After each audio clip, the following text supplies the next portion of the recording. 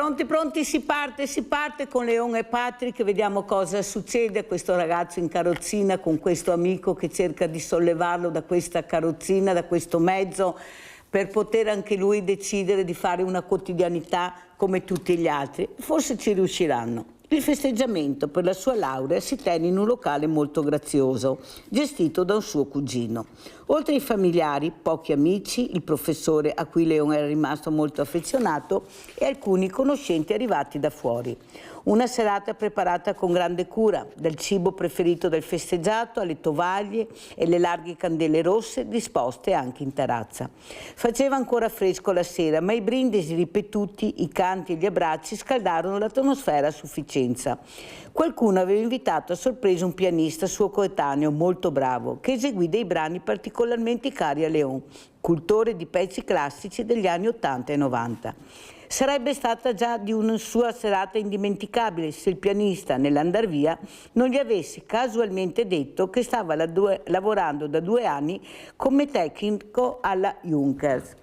Leon non ebbe esitazione, trattenne a fatica l'entusiasmo, deglutì e ostentando un certo distacco gli chiese se a suo avviso fosse stato possibile visitare l'azienda. Non ho idea di come si possa fare, ma già ti dico che si fa. Io sono via la prossima settimana per lavoro, ma quella dopo ci sentiamo. Scambiamoci il contatto. Corse un'occhiata di complicità tra i due.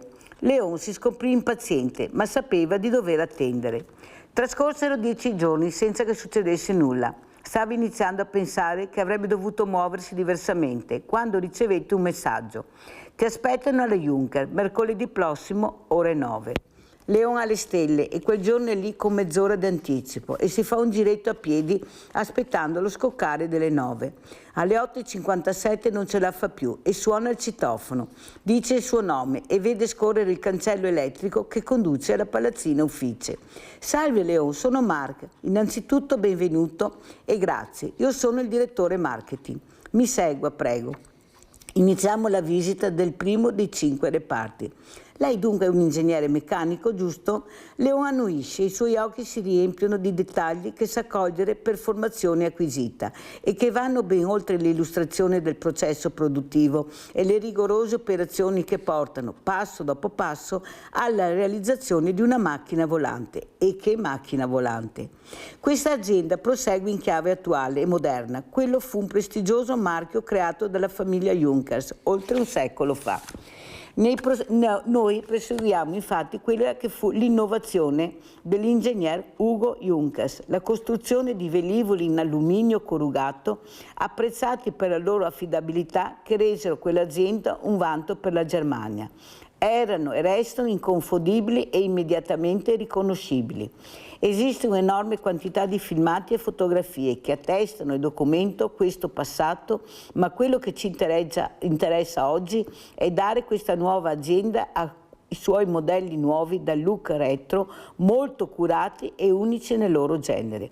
Un futuro, allargando sempre di più il numero dei suoi estimatori, tra i potenziali compratori che si sentono attratti in modo irresistibile dal desiderio di possederne uno. E voilà l'aeroplano.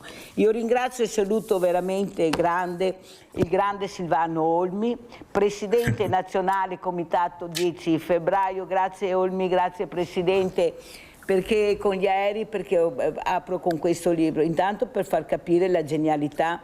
Avete sentito anche ieri, non so se qualcuno l'ha sentito, Presidente, come riciclo siamo i primi in Europa, ma vi rendete conto? Abbiamo una creatività che riusciamo a creare delle cose dal nulla che sono incredibili e che tutto il mondo ci invidia.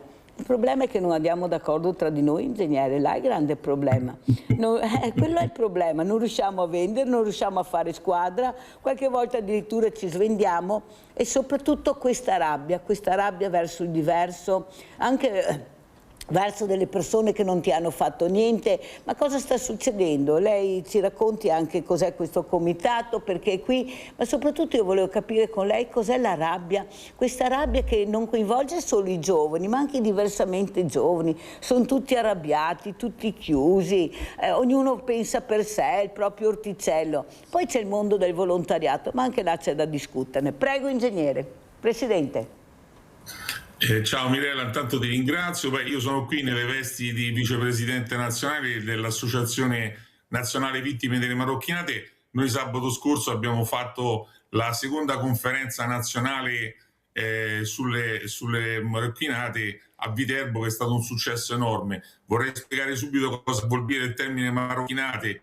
È un termine che viene usato dalla stampa e generalmente dalle persone dal 1946, quindi non ha niente di offensivo nei confronti del Marocco, della popolazione marocchina, assolutamente non siamo di questo termine. Però siccome è un termine usato ormai e strausato da tantissimi anni, vedo che stai mandando delle immagini, alcune immagini della conferenza, vedo qui in primo piano la sindaca di Viterbo, il consigliere Sabatini, il consigliere regionale Sabatini. Ecco, tutti questi racconti appunto di queste violenze che purtroppo furono perpetrate nel 43-44, in particolar modo dalle truppe coloniali francesi. Quindi la popolazione non sapeva riconoscere se questi erano senegalesi, algerini, tunisini, eccetera.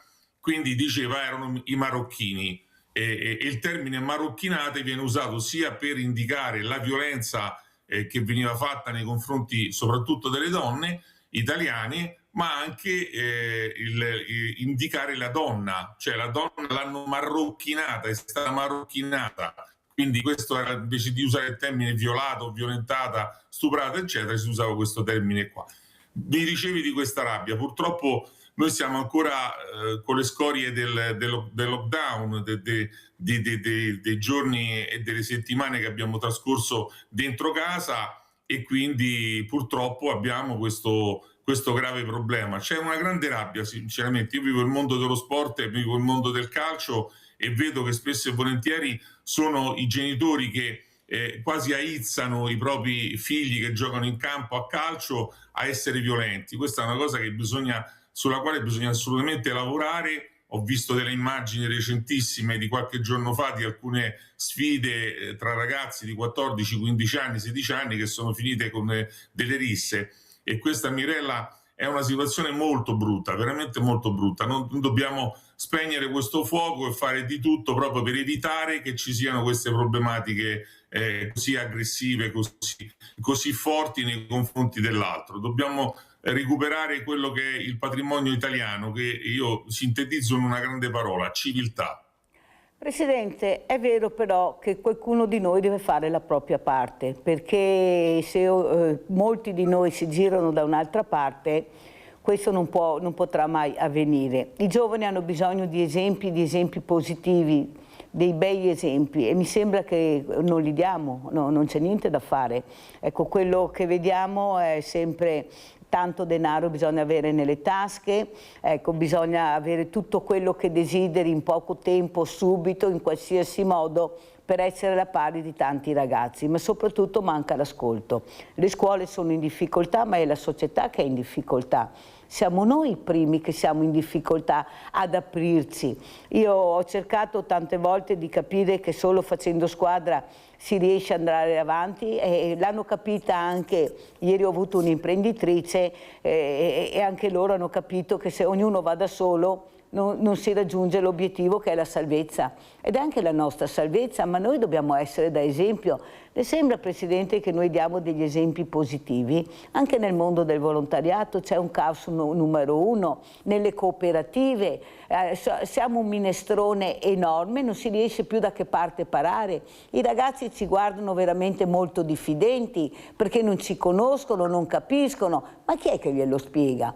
Ecco, devi essere fortunato a trovare il dirigente scolastico che ti apre le porte, ma quanto? 1, 2, 3 volte l'anno, e dopo il resto? E durante il giorno cosa diamo a questi ragazzi? Lo sport? Ma a pagamento, è tutto a pagamento. I genitori, le famiglie, ecco, dialogano con i propri ragazzi per far capire l'importanza di vivere i valori della giornata. No, assolutamente no. E chi è che incolpano? La scuola.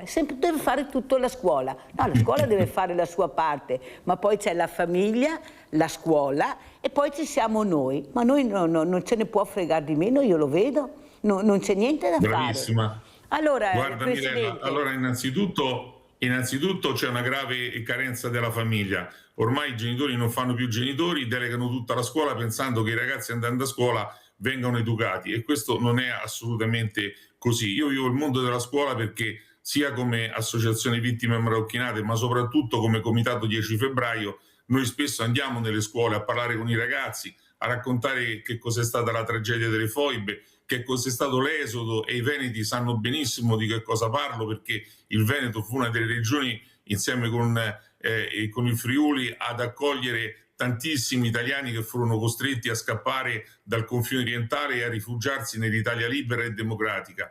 E quindi io parlo spesso con i ragazzi. Io ho una mia tecnica, io ho fatto per 40 anni l'istruttore militare, quindi so come coinvolgere i ragazzi, so come lavorarci, però vedo dei ragazzi apatici, vedo dei ragazzi che devi stimolare continuamente, forse perché probabilmente c'è un problema grosso, che è questo qui, cara Mirella, è il telefonino, che questi ragazzi sono attaccati al telefonino giorno e notte. Fortunatamente il ministro Valditara ha vietato l'uso dentro le scuole, e quindi quando vado a fare le mie conferenze da un anno a questa parte non devo più combattere con il telefono, perché mi è capitato di fare conferenze con ragazzi, con 500-600 ragazzi alla volta, e più della metà erano piegati, ingobbiti a guardare il telefonino, e questo non è possibile. Questa eterna connessione, questo voler connettersi col mondo, poi ti porta fuori dalla realtà. E poi ci sono purtroppo quelli che seguono la strada più brutta, cioè vanno a delinquere, cercano il benessere, ti vengono a strappare quei beni che secondo loro rappresentano il benessere, no? Lo status symbol. Quindi assistiamo a questi gruppi di maranza che vanno a rubare le scarpe firmate, il giubbotto, a chi pensano che sia più ricco di loro. E c'è questa rincorsa incredibile al materialismo, al consumismo, all'edonismo.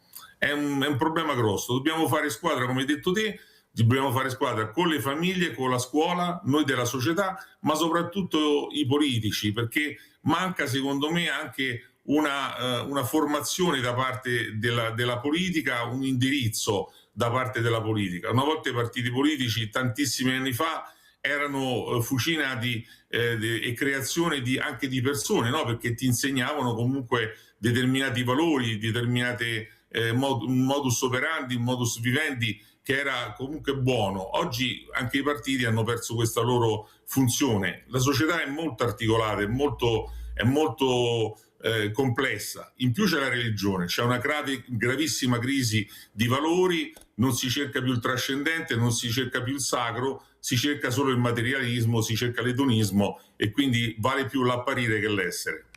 È vero però, Presidente, che io ho nominato la famiglia, la scuola, la società, però io abbinerei anche la Chiesa. La Chiesa, sì, che una volta il prete aveva un ruolo fondamentale. Io mi ricordo da piccola, quando qualcuno combinava qualcosa di grosso, cioè adesso lo vado a dire al parroco. E già là si tremava solo a sentire questa parola. Era un'istituzione, era un punto di riferimento per la famiglia, era un punto di riferimento per i giovani.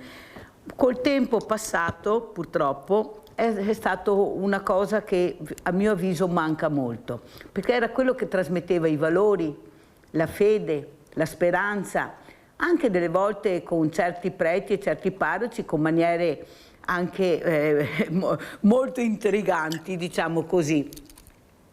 Però adesso non c'è più. Mirella, io ho frequentato, io mi vanto sempre spesso, no? Anche così ridendo, un po' scherzando, un po', di aver fatto il chierichetto. Io ho fatto 8 anni il chierichetto in chiesa, ho conosciuto dei sacerdoti molto bravi, ho conosciuto dei sacerdoti che se ti davano uno scappellotto te lo davano non perché volevano picchiarti, ma perché ti volevano riportare sulla retta via. Ho incontrato sacerdoti e incontro ancora oggi sacerdoti molto motivati. Poi, oddio, come in tutte le professioni, come in tutti i mestieri, come la nostra società, purtroppo ci sono anche dei preti che io uso sempre questo termine, mi piace prete, non lo uso in forma dispregiativa, e per me è un complimento dire a una persona che sei oltre a un sacerdote anche un prete. E allora questi sacerdoti che non hanno la tonaca stinta, che invece vivono la loro vocazione in maniera corretta, seguono i ragazzi, seguono gli adulti, sono vicini agli anziani, sono vicini ai malati. Questa è la funzione della Chiesa anche. E una funzione importante, Mirella, penso che tra le righe la ricordavi anche tu, è quella degli oratori. Siamo tutti cresciuti negli oratori, a giocare a pallone, a fare la preghierina, a fare la riflessione, perché c'era il sacerdote che se ti dicevi una parola di troppo ti richiamava. Ecco, quella era la funzione correttiva della società e della parrocchia e della Chiesa, al di là del trascendente, al di là del sacro, che sono valori importantissimi, e della nostra fede, che è la fede cristiana, però era un'istruzione spicciola, fatta di piccoli gesti, fatta di piccole attenzioni, che noi riconoscevamo poi questa autorità. Ecco, un'altra cosa in questa società è il concetto di autorità. Nessuno più riconosce l'autorità, il sacerdote non viene più riconosciuto, l'insegnante non ha più autorità, viene messo sotto i piedi. Poi ci sono ovviamente professori che si fanno valere ed altri che tirano fuori, tirano a campare, perché non hanno nessuna fantasia, insomma, di mettere a rischio quei 4 soldi che mettono in tasca. E così in tutte le professioni, quindi l'autorità non viene riconosciuta, l'autorità del poliziotto, del carabiniere, del sindaco. Queste sono le situazioni che secondo me mancano in questa società. Manca proprio il riconoscimento del concetto di autorità, che non vuol dire essere autoritari, ma essere riconosciuti come autorevoli, cioè persone, soggetti che hanno il diritto-dovere di agire per correggere eventuali situazioni che non vanno bene. Questo è, secondo me, in questa società oggi quello che manca. E poi le violenze le vediamo tutti i giorni, purtroppo ce ne sono tante, quindi sai, uno prende atto anche di questa cosa, insomma, no? Sì, però è anche vero che il mondo del volontariato è cresciuto in questi anni e potrebbe veramente supportare anche questi preti, perché se si fa squadra non si sentono più soli e hanno più forza. Il problema è che qualcuno non vuole fare squadra, perché pensa di essere il principe e il re con tutti, ecco, queste pecorelle smarrite. Il problema è che le pecorelle smarrite ci sono e a mio avviso dovrebbero essere anche loro in prima persona a cercarle e a riportarle all'ovile. Però quando tu ti senti rispondere da un prete perché vuoi aiutare, vuoi fare squadra, di non disturbarlo più, capisce, Presidente, che la Mirella, che non è una pecorella smarrita, gli ha risposto: guardi che forse non ho capito bene, ma lei è un prete o è qualcos'altro? Come si fa a chiudere le porte a una persona che vuole aiutare? Perché penso che voi lo sapete, di visibilità non ne ho proprio bisogno. Ecco, il problema è chiudersi invece di aprirsi. È questo, ecco, che una parte di persone che dovrebbero avere un ruolo molto diverso, io ne ho di bravissimi, per carità, ci mancherebbe, però quando ti ritrovi di fronte a una persona che ha un ruolo anche importante nella comunità e invece di risponderti al telefono che chiami, oppure lo vai a cercare e la prima cosa che ti dice: non chiamarmi più, non mi telefoni più, capisce, Presidente, che non è che lo dica una qualunque, io le dico le cose come stanno, perché non si vuole fare squadra, perché hanno paura di perdere la visibilità, il loro potere. Ma qual è il potere del prete? Non è quello forse dell'ascolto, di raggruppare il gregge, di far diventare il gregge sempre più grande? E poi gli esempi li vediamo, cosa è successo, li abbiamo visti gli esempi. Abbiamo una telefonata, chi è in linea? Alfonso, vai Alfonso. Alfonso? Sì. Prego. Prego, ci attenda la cosa. Dica tutta quanta quelli che avete vogliato l'anno, dica alla televisione pure che noi in Italia andiamo male perché c'è l'odio, soltanto l'odio. Creato da certe parti di politica. State bene attenta, io ho 94 anni, ho sempre lavorato e lavoro ancora a casa mia, stia bene attenta, non ce l'ho con nessuno, sono da politico, vado a votare, ho un'idea mia però state dicendo sempre tante stronzate per la televisione, che rimbambite gli anziani e anche quelli più giovani. Dovete dire che vadino a casa tutti, io non sono della Lega, da nessuna parte, sono stato un comunista io. Vabbè. Dovete fare che tutti quelli che andate a prendere dalla mattina alla sera li portate qua, li mandarli a casa sua. Avete capito? Dovete fare questo per non per tappare voti a stecco il peggio, quelli che non hanno nessun valore. E voi siete con quelli che non hanno né famiglia, né moglie, né figli, né chiesa, né partito, né niente. Siete contro tutto. Va bene? Io sono Aurelio Marco Antonio Aurelio Fortunato e Felice, di due calare. Quanti anni Io hai? non Ascolta, ho capito bene. non mi arrabbio con nessuno. Ascolta Alfonso, hai 94 anni? Sì. Ah, ho capito bene, perché avevo capito soltanto 94. No, Certo, sei in gamba, 94 anni, ho sempre lavorato, fatto tutti i mestieri. Sono amico di tutti, chiacchiero con tutti, sinistra, destra, centro come me, dico il mio parere, capisco, parlo sempre con persone che capisco e che non capisco, anch'io capisco poco, capisco che capisco. Ho la quinta elementare, 2 mesi di media, per quei 2 anni era così. Vabbè, stia bene attento, ho lavorato dappertutto e adesso fate tanto casino con questi immigrati che sono qua che rompono dalla mattina alla sera, rompono sempre dalla mattina alla sera, e anche una parte di buiati dà ragione a quella gente là. Ecco, io sono vedovo da 5 anni, vabbè, ho 3 nipoti, hanno sempre lavorato anche nelle vacanze scolastiche, perché il nonno era così, ha fatto così, va bene. Io sono una persona molto pacifica, però quando mi accendo la televisione, sia nazionale, essendo le vostre, guardo qua la signora Milena, no, che vanno là e chiacchierano, come io sto chiacchierando adesso, e non fate niente di buono, non dovete creare l'odio, insultando. Io non ho mai insultato una volta solo una persona Prodi, non insultato, un amico ha detto perché io ho mangiato a tavola con Prodi, ad Ivrea siamo andati a fare una cosa e lui ha insultato gli operai. Mi spiego il discorso. Sento che poi non sono mai contenti. E ci sono una parte di operai che non sono mai contenti. Una parte di operai, minima parte di operai, non sono mai contenti.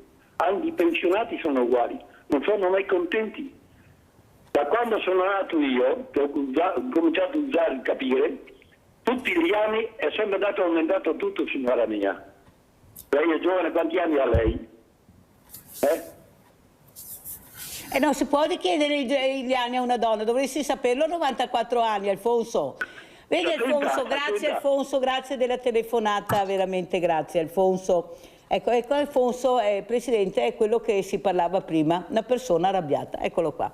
È arrabbiata con tutti, ha preso la politica, i giornalisti, i pensionati. Più che arrabbiata Mirella, qui c'è anche un vero di rancore, no? Perché un signore di 95 anni, se ben capito, insomma, è sempre stato un uomo di sinistra, insomma, comunista, e quindi magari ha creduto in certi valori, no? In un tipo di società più giusta, più corretta, no? Questo era, diciamo, almeno gli intendimenti dei comunisti, dei vecchi comunisti. Oggi anche queste cose si sono perdute, e quindi lui probabilmente c'ha un po' anche questo rancore, questa cerco di interpretare ovviamente, questa delusione del fatto che i valori in cui lui ha creduto poi non sono stati attuati e si sono perduti.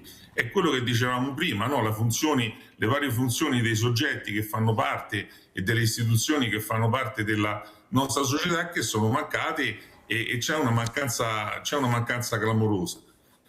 A questo, se mi consenti, va aggiunta anche un'immigrazione incontrollata, anche un tipo di ragionamento che viene fatto purtroppo di un'accoglienza che poi vedi quello che è successo qualche giorno fa a Modena, insomma è una situazione abbastanza esplosiva, quindi dobbiamo spegnere questi rigurgiti di queste fiamme, questo incendio che c'è nella società, e cercare di lavorare tutti insieme, come hai detto tu, a fare squadra. Sì, però poi oddio, ti capiterà sempre, Mirella, il sacerdote o l'uomo o il soggetto che ti dice non mi telefoni più, quelli sono purtroppo gli uomini sono fatti di carne e sangue, insomma, sentimenti. Mi sente, il problema però è che ognuno di noi cerca di fare almeno il proprio lavoro con passione e soprattutto trasparenza, quelli che lo fanno veramente. Perciò non si può sparare nel mucchio, perché se arriva certa informazione, a merito anche dei giornalisti veramente di prima linea, quelli che veramente riescono a tirare fuori le cose che tu non sapresti mai, che rischiano la vita per farti capire che verità c'è. anche lontano dal tuo mondo. E poi questa rabbia del diversamente giovane, molti, verso qualsiasi cosa, verso il diverso. Cos'è il diverso nel 2026? Allora io ho imprenditori, dagli industriali agli artigiani, che hanno bisogno del diverso. Noi non ce la faremo se loro non verranno a lavorare in Italia, a resistere con le nostre aziende, le nostre fabbriche. La demografia si fa sentire. Noi non è che non vogliono fare, non abbiamo più le persone che lavorano, non le abbiamo. Molti se ne vanno via, li prepariamo, poi se ne vanno via, perché il sistema che abbiamo in Italia non è un sistema che ti consente di farti una famiglia, di dare veramente valore allo studio che hai fatto. Allora capisce, non si può sparare nel mucchio. Io ringrazio Alfonso per la telefonata, però Alfonso deve capire che se va in ospedale ci sono i diversi che lo curano, se va nelle RSA lo stesso, e in qualsiasi posto dove tu vai hai un'accoglienza diversa da quelli che erano gli anni di una volta. Da qua non si può scappare, riguarda tutti, non è che riguarda solo quel tipo di popolazione, è una cosa che riguarda la comunità. Il bene della comunità è un bene di tutti, dobbiamo lavorarci tutti assieme, perché cominciamo continuamente a dividere. Già siamo pochi, Presidente, non so dove andremo a finire, che fine farà questa Italia, perché lo dicono gli addetti ai lavori. Prego. Mirella, dobbiamo scindere le due problematiche. Allora, probabilmente il nostro amico parlava parliamo di immigrazione, perché poi sostanzialmente è quello il problema. Tutti i fenomeni, le migrazioni sono dei fenomeni umani che sempre esisteranno.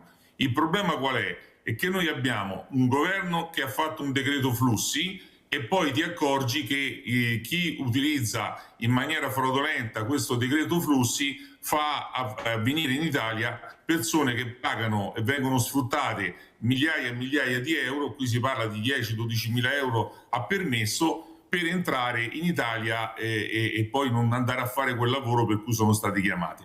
Dall'altra parte c'è un'immigrazione incontrollata di gente che viene in Italia e che poi si disperde nelle città e delinque, eccetera. E poi c'è una fetta, quella che dicevi tu, che giustamente secondo me va valorizzata, che sono le persone che vengono in Italia regolarmente, che hanno uno stipendio, hanno un lavoro, fanno dei lavori che gli italiani non vogliono più fare o non vogliono più fare sottopagati, e allora fanno questi lavori che sono importanti per la nostra società, e quello è un valore aggiunto per la nostra Italia.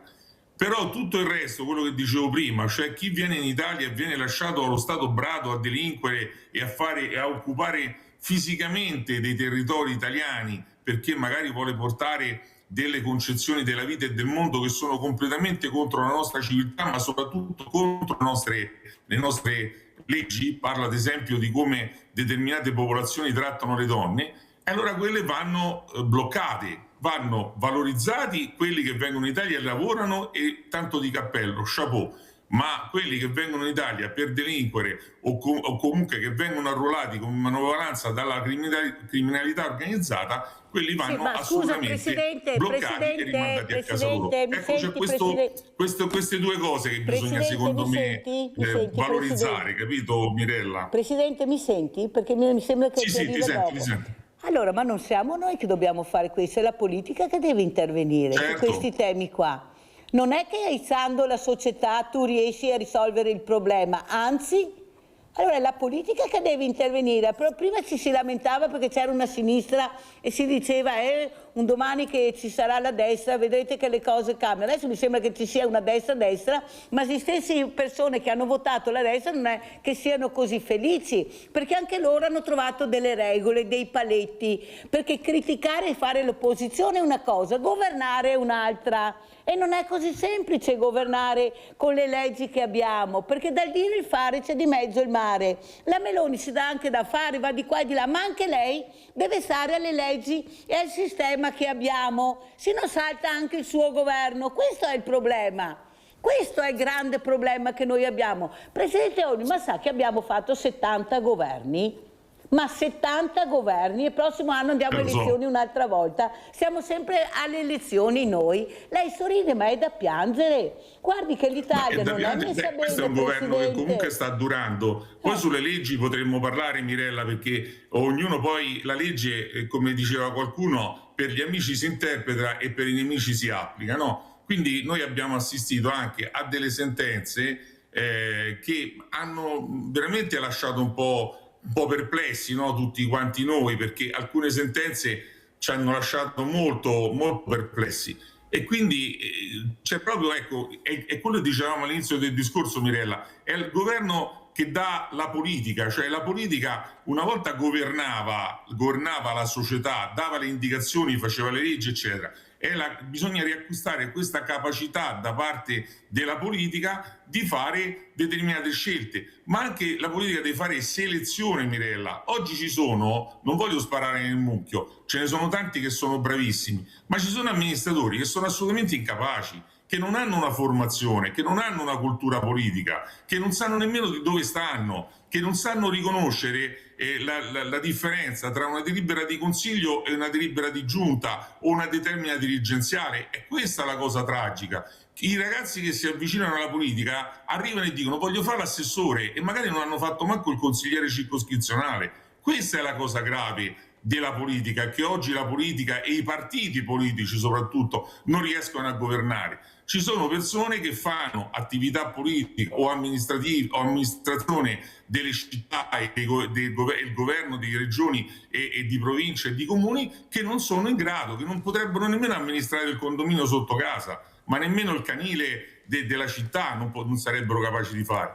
Questo è il problema grave che c'è oggi nella cosa. Io mi scontro quando vado anche nelle scuole, ma anche quando mi rapporto con l'amministrazione pubblica. Io ho fatto 40 anni di amministratore nel mio comune, quindi so bene come funziona la macchina amministrativa e mi trovo a confrontarmi con persone, Mirella, che a volte trovo persone molto preparate, a volte trovo veramente dei dilettanti allo sbaraglio, e questa è terrificante, questa cosa qua. Sì, però Presidente, lei ha detto ecco, certe sentenze, ma mi scusi, guardi che i giudici applicano la legge, lasciamo perdere come la applicano, loro applicano la legge, può essere interpretata, chi ha permesso questo? Le leggi vengono fatte in Parlamento dai politici, non è che loro possono passare il cerino sempre ai giudici, e i giudici, ma la legge che viene applicata l'hanno fatta loro, e se è sbagliata non è stata modificata da loro, cosa dobbiamo fare noi? E allora i giudici, allora togliamo i tribunali, togliamo tutto e facciamo il Far West a questo punto. No, perché a questo punto i cosa tribunali servono, una?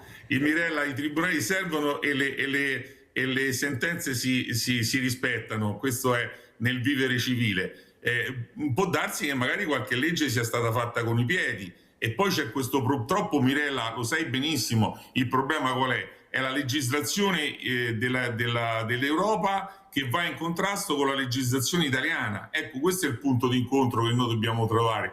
A volte che fa un giudice? Fa prevalere la cosa europea rispetto alla legislazione italiana. Però credo che su questo argomento, scivoloso questo argomento, Mirella, mi hai trascinato, ma io giocavo a calcio, facevo il portiere, quindi quando il campo era bagnato non avevo problemi a lanciarmi in mezzo ai piedi dell'attaccante. Però bisogna valutarla, questa insomma è una cosa abbastanza complessa. Sì, però è vero, però non possiamo neppure aspettare in eterno. Ieri, l'altro giorno ho avuto un sindaco che era disperato perché adesso, ad esempio, non si riesce neanche più a fare un TSO perché ci sono delle normative nuove che è da mettersi le mani nei capelli. È la persona che deve essere sottoposta al TSO che deve decidere se fare o no il TSO, con una burocrazia incredibile. E allora mi scusi, è un sindaco che lo dice questo, ma chi è che ha fatto queste cose? Chi è quel burocrate che ha scritto questa cosa e qualcuno l'ha firmata? Capisce che invece di migliorare andiamo peggiorando? Qualsiasi cosa... Sì, Mirella, su questo sono d'accordo. Spieghiamo cos'è il TSO, è il trattamento sanitario obbligatorio che fa il sindaco, essendo l'autorità che lo firma lui, è diciamo ovviamente un bloccare una persona che ha evidenti diciamo segnali di squilibrio, per cui il sindaco, che è la massima autorità della sanitaria nel proprio comune, sul proprio territorio, blocca il personaggio. Quindi trattamento sanitario obbligatorio, so che ultimamente hanno inserito delle cose, perché qui oggi vale più la privacy del singolo piuttosto che il benessere di tutti quanti. In maniera, questo è fuori di testa, deve essere lui che dice sono fuori di testa, fammi il TSO, ma dai Presidente, ma dai, ma sono tutti fuori di testa. Abbiamo Luciano da Desenzano del Garda, vai Luciano. Mirella, ciao, buongiorno all'ospite. Ti racconto due piccole cose sulla giustizia. Io facevo l'autista d'ambulanza e un giorno ci dicono che c'è da andare a fare il TSO. Lì vicino c'era un campeggio, non vicino al lago, a 10 km dal lago, 600 roulotte, e con i vigili, i carabinieri, c'era una signora, una sessantenne, Mirella, e l'abbiamo caricata e portata lì all'ospedale, che dopo dovevamo portarla a Salò perché la psichiatria era a Salò. Mentre aspettavamo, no, io parlo insieme con lei, era già sull'ambulanza seduta, sai cosa mi ha detto? Mi ha detto che il suo genero aveva violentato una sua nipote di 16 anni. Dopo 2 o 3 giorni ho parlato con la psichiatra e mi ha detto l'ho liberata dopo 2 giorni. L'altra, io ho votato sì al referendum, ma perché sapevo che cambiava poco anche se vinceva il sì. C'è tutto da cambiare in Italia. Bisogna andare a vedere le leggi della Svizzera, le leggi della Francia, dell'America. Se mi lasci sfogarmi un secondo, nome e cognome. No, in America c'è un afroamericano vicino, sai che là non ci sono le siepi, no? Questo si fidanza con un afroamericano alto e litigano, no? Litigava già con la signora, questo piccoletto afroamericano. Una mattina lui sta tagliando l'erba, ha lì 2 giardinieri nel giardino anche, quello là grande gli va incontro, no? E lui spara e lo uccide. Pomeriggio, processo, è libero. Io sono un po' di disaccordo, perché non l'avrei ucciso, l'avrei sparato in aria, c'erano lì 2 giardinieri, ma bisogna cambiare tutto in Italia sulla giustizia. Vi saluto e ti ringrazio Mirella, ciao. Grazie a te caro Luciano, infatti bisogna che qualcuno riesca a cambiare non tutto ma le cose che non funzionano e non vanno, perché sennò non veniamo mica fuori, bisogna cambiare quello che non funziona, tagliare i rami secchi, lo spreco di denaro che è inammissibile, i soldi pubblici quanto vengono sprecati, dove e come, e questo lo deve fare la politica, li eleggiamo per quello, non per fare i propri interessi. Guarda Mirella, c'è un desiderio... Pubblicità, Olmi, pubblicità.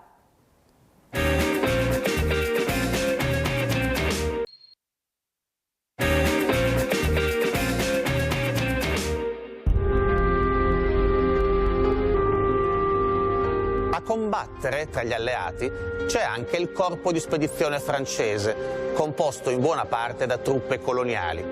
Le comanda il generale Alphonse Juin, militare duro e personaggio controverso.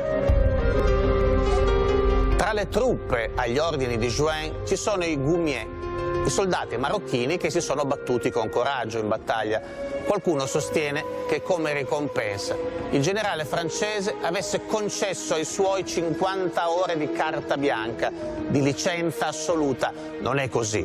È vero però che quella licenza le truppe se la presero e Juin non fece nulla per fermare i loro crimini. Un'orda di soldati marocchini si riversò nelle città e nei paesi della ciociaria, dando inizio a un'ondata di nefandezze senza precedenti.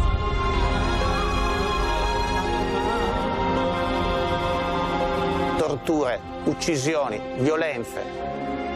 Si stima che tra le 3.000 e le 7.000 persone siano state stuprate in quei giorni. Erano per lo più donne di tutte le età, ma nel conto delle vittime ci sono anche uomini e bambini. A gruppi i soldati bussavano alle porte, se non si aprivano sparavano ed entravano urlando. Soltanto a Esperia, in provincia di Frosinone, furono violentate 900 donne, tra cui ragazzine come Laura Spiriti, che aveva appena 14 anni. Altre donne si ritrovarono incinte. L'orfanotrofio di Veroli si riempì di bambini, a un certo punto erano 400, nati in seguito a quelle che furono definite marocchinate. Allora, Presidente Olmi, abbiamo visto questo video per capire l'importanza di conoscere la storia, però la storia che non può dividere, la storia che deve spiegare e unire le forze perché questo non accada più, ma mi sembra che stia succedendo l'incontrario. Adesso le armi sono diverse, arrivano i droni sugli ospedali, sulle scuole, ecco, chi se ne frega chi c'è all'interno, l'importante è colpire in qualsiasi modo. Ecco, cosa ne pensa, Presidente? Innanzitutto, cara Mirella, il problema degli stupri in guerra purtroppo c'è sempre stato e sempre ci sarà e purtroppo c'è ancora. E ci giungono notizie sia dal conflitto israelo-palestinese sia dal conflitto che vede di fronte la Russia contro l'Ucraina e noi abbiamo segnali evidenti di utilizzo dello stupro come arma di guerra. E quindi purtroppo nel continente europeo i primi casi di questi stupri di massa sono stati in Italia. Noi l'abbiamo sottolineato sabato scorso a Viterbo nella seconda conferenza nazionale sulle marocchinate, che noi facciamo questa conferenza ogni 2 anni con Emiliano Ciotti che è il presidente, insieme con la segretaria generale che è Anna Mula, poi c'era Paolo Ferrari da Portoferraio che ha raccontato l'invasione dell'isola d'Elba e le violenze che furono perpetrate sull'isola d'Elba dai senegalesi. Abbiamo avuto l'intervento di Emanuele Mastrangelo, abbiamo avuto vari altri interventi e persone che ci hanno raccontato quello che purtroppo è successo. Io vorrei correggere, mi permetto di correggere il grande Cazzullo, no? Avete mandato un pezzetto di un grande giornalista, perché almeno dalle nostre documentazioni noi abbiamo documenti che riportano circa 17.000 donne violentate, quindi diciamo, il numero che lui ha fatto tra i 5 e 7.000 è un po' a ribasso. Noi abbiamo una documentazione con oltre 200.000 documenti, quindi stiamo facendo un lavoro certosino, ma tieni conto una cosa, Mirella, che nessuno di noi è uno storico di professione, nessuno di noi è un professore universitario. C'è una mancanza di ricerca sulle marocchinate, sugli stupri di guerra compiuti in Italia dalle truppe alleate nel 1943-44, che è assolutamente una voragine incredibile nella conoscenza e nella storia la conoscenza della storia della nostra nazione. Quindi ognuno di noi sì, vabbè, io sono iscritto all'albo dei giornalisti, anche Emiliano, però non lo facciamo di professione, facciamo altre cose e siamo appassionati di questo argomento, lo cerchiamo di approfondire. Io ho scritto un libro che si chiama Non solo la ciociara, proprio per definire che non ci sono state solo le violenze in ciociaria, non c'è solo il bellissimo film con quella grandissima attrice italiana che è Sofia Loren, ma ci sono tante ciociare in giro per l'Italia, dalla Sicilia alla Campania, al Lazio, alla Toscana. Quindi ci sono state delle violenze terribili nei confronti delle donne. Ecco perché oggi noi dobbiamo cercare la giustizia, quella è la cosa più importante, è la giustizia quello che ci serve.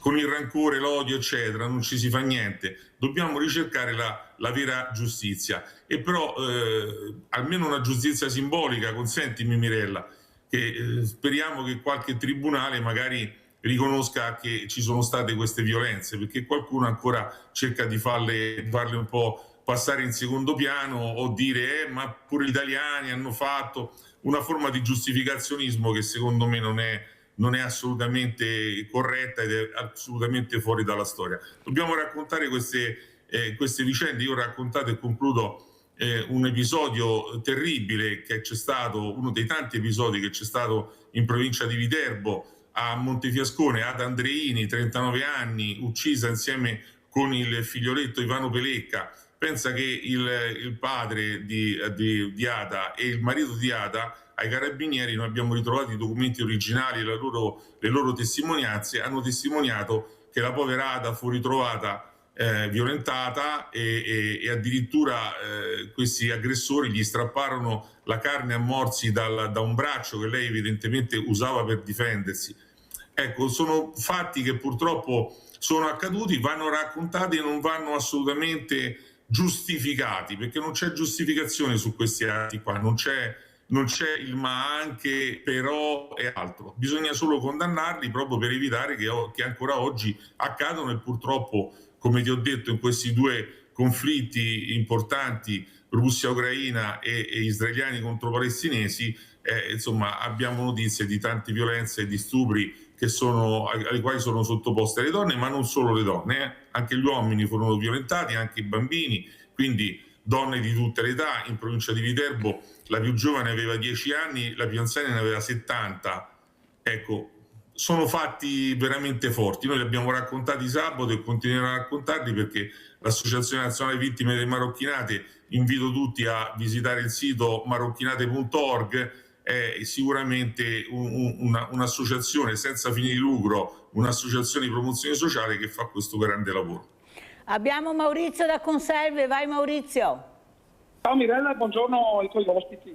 Allora, voglio precisare una cosa, che è stata fatta un sondaggio ancora qualche settimana fa. La maggior parte dei reati più peggiori, più effimeri, ok, la commettono gli extracomunitari. Questo è un dato di fatto, purtroppo, perché anche l'altra sera a Milano c'è stato uno che girava col macete. Io non lo so, insomma, se andiamo avanti di questo passo vuol dire che l'integrazione è fallita del tutto, perché ormai sta gente qua non si integreranno più, o perlomeno quei pochi di anni fa che hanno la nostra cultura, i primi che sono arrivati, che si sono integrati, va bene. Tutti gli altri, quelli di seconda generazione, purtroppo si mandano a quel paese, come ha fatto quel signorino che ha fatto la strage a Modena. Gli hanno trovato sul computer, naturalmente, l'odio sproporzionato nei nostri confronti. Italiani di merda e una serie di cose, di altre cose che non sto qui a dire, scusatemi il termine, ma purtroppo è stato trovato questo. Allora, che cosa vogliamo dire? Che i più peggiori reati li commettono gli extracomunitari, è un dato di fatto. Ecco, datemi risposte e buona giornata a voi. Quel ragazzo che è stato ucciso a Napoli, che stava andando al lavoro, è stato ucciso dagli italiani. Cioè dobbiamo iniziare anche a dividere il buono e il cattivo, e se no non ne veniamo mica fuori. Allora, quello che fa notizia è sempre quello diverso. I nostri sono nostri perché sono ragazzini, 15-16 anni, avete sentito che hanno ucciso quel ragazzo in bicicletta che stava andando al lavoro nei campi. Perciò c'è da discutere anche su questo. Comunque quello che bisogna ricordare è anche questo giorno del ricordo, che invece di unire, ecco, sta dividendo sempre di più tra quelli che la pensano in una maniera, quelli che la pensano in un'altra. Tutti hanno ragione, il problema è che queste nefandezze noi non vorremmo più vederle da nessuno. Invece nel 2026 si continua con altre armi, con altri mezzi, ma i morti sono sempre morti, e chi sono i morti? Sempre i più fragili. Andiamo a vedere il giorno del ricordo.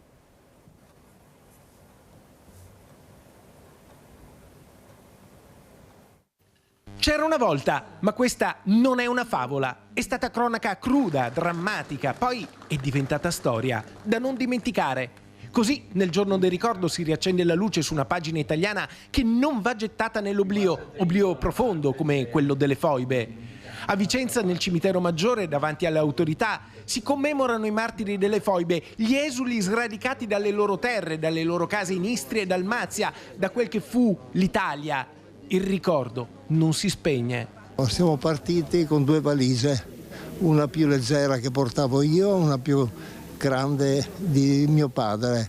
Siamo dati per la campagna, per non essere visti. Abbiamo messo le valigie sotto un cespuglio e abbiamo aspettato. Rapidamente è passato un camion, per fortuna, con dei bidoni di benzina, e si è portati a buie. Leo Grassi ricorda bene quei terribili momenti vissuti da ragazzino nel 1947. La partenza improvvisa con la famiglia da Grisignana vicino a Pola, in Istria, per sfuggire alla repressione contro gli italiani da parte di Tito nella Jugoslavia comunista.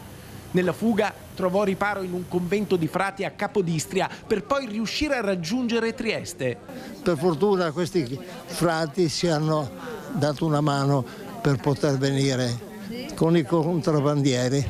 Leo Grassi è diventato uno stimatissimo medico ed è riuscito pure a tornare in Croazia, dove ha ritrovato la sua vecchia casa. Adesso è diverso perché la gente ha deposto i rancori, gli odi e quindi si va in un paese che ti accoglie.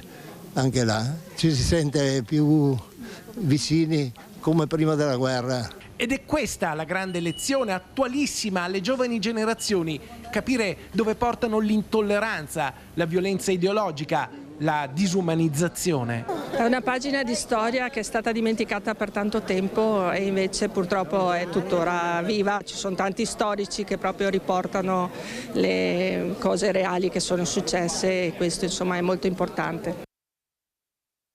Un gesto simbolico ma destinato a restare nel tempo. Nel giardino dell'Istituto Comprensivo Coletti, in via Santa Bonanuova a Treviso, gli studenti hanno messo a dimora una pianta di rosmarino in memoria di Norma Cossetto, giovane istriana uccisa nell'ottobre del 1943 e divenuta simbolo delle vittime delle foibe. La scelta non è casuale, la scuola si trova proprio in una strada intitolata a Norma.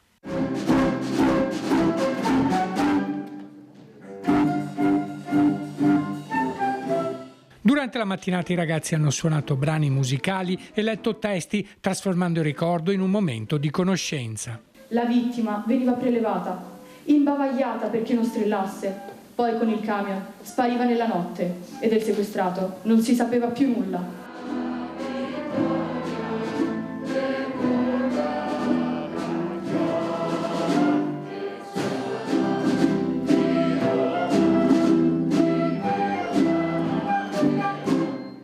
La dirigente Angela Ferraro ha ricordato che il lavoro sulla memoria è costante durante tutto l'anno scolastico. Non perdere la memoria dei fatti storici è importante non in sé per sé come evento mnestico, evento storico, ma come collegamento ai fatti di oggi, in modo tale che loro possano leggere, interpretare e acquisire una certa sensibilità per i fatti che accadono oggi nel mondo. Il consigliere provinciale Davide Acampora, tra i promotori dell'iniziativa, ha sottolineato l'importanza di trasmettere questi valori alle nuove generazioni. È nostro dovere portare avanti questa giornata nel rispetto appunto di chi ha sofferto, di una pagina triste della nostra storia e quindi per Norma Cossetto. Questo l'abbiamo fatto davanti a una scuola, non a caso, perché i ragazzi andando a scuola, leggendo quel cartello, si devono porre delle domande. Chi era Norma Cossetto? Ecco, io penso che siano questi, Presidente Olmi, gli esempi che dobbiamo dare, l'insegnamento e soprattutto il valore della storia, di quello che è accaduto alle nuove generazioni, e forse riusciranno ad essere meglio di quelli che siamo stati noi e siamo noi. Come ci saluta, Presidente? Ma guarda, ti saluto intanto ringraziandoti per l'ospitalità squisita che mi fai e le belle domande scivolose e gli argomenti sulle quali io poi da giornalista non mi esimo di parlare. Ti saluto dicendo a tutti gli amici di andare a vedere il sito marocchinate.org, ma anche il sito 10febbraio.it per vedere tutte le nostre iniziative. Ti segnalo che il 27 di maggio, la prossima settimana, a Roma faremo una conferenza sulla strage di Vergarolla, questa esplosione che 80 anni fa dilaniò il corpo, il 100 persone, 100 italiani che stavano sulla spiaggia di Pola, quindi sono 80 anni da quegli episodi. E poi faremo ovviamente a ottobre la manifestazione dedicata proprio a Norma Cossetto, che è poi il simbolo di queste donne che furono infoibate. Quindi dico agli amici di conservare la memoria, perché la memoria è importante, perché la memoria rende liberi e quindi coltivare questa memoria è importantissimo, soprattutto per le giovani generazioni. Noi cerchiamo di fare il nostro con queste nostre due associazioni che sono consorelle e che lavorano insieme fianco a fianco proprio perché la memoria consenta di non fare gli errori, di non ripetere gli errori e gli orrori del passato. Grazie Mirella. Grazie a Silvano Olmi, Presidente Nazionale Comitato 10 febbraio, di essere stato con noi. Buon lavoro e sempre grazie Presidente, buona giornata. Pubblicità.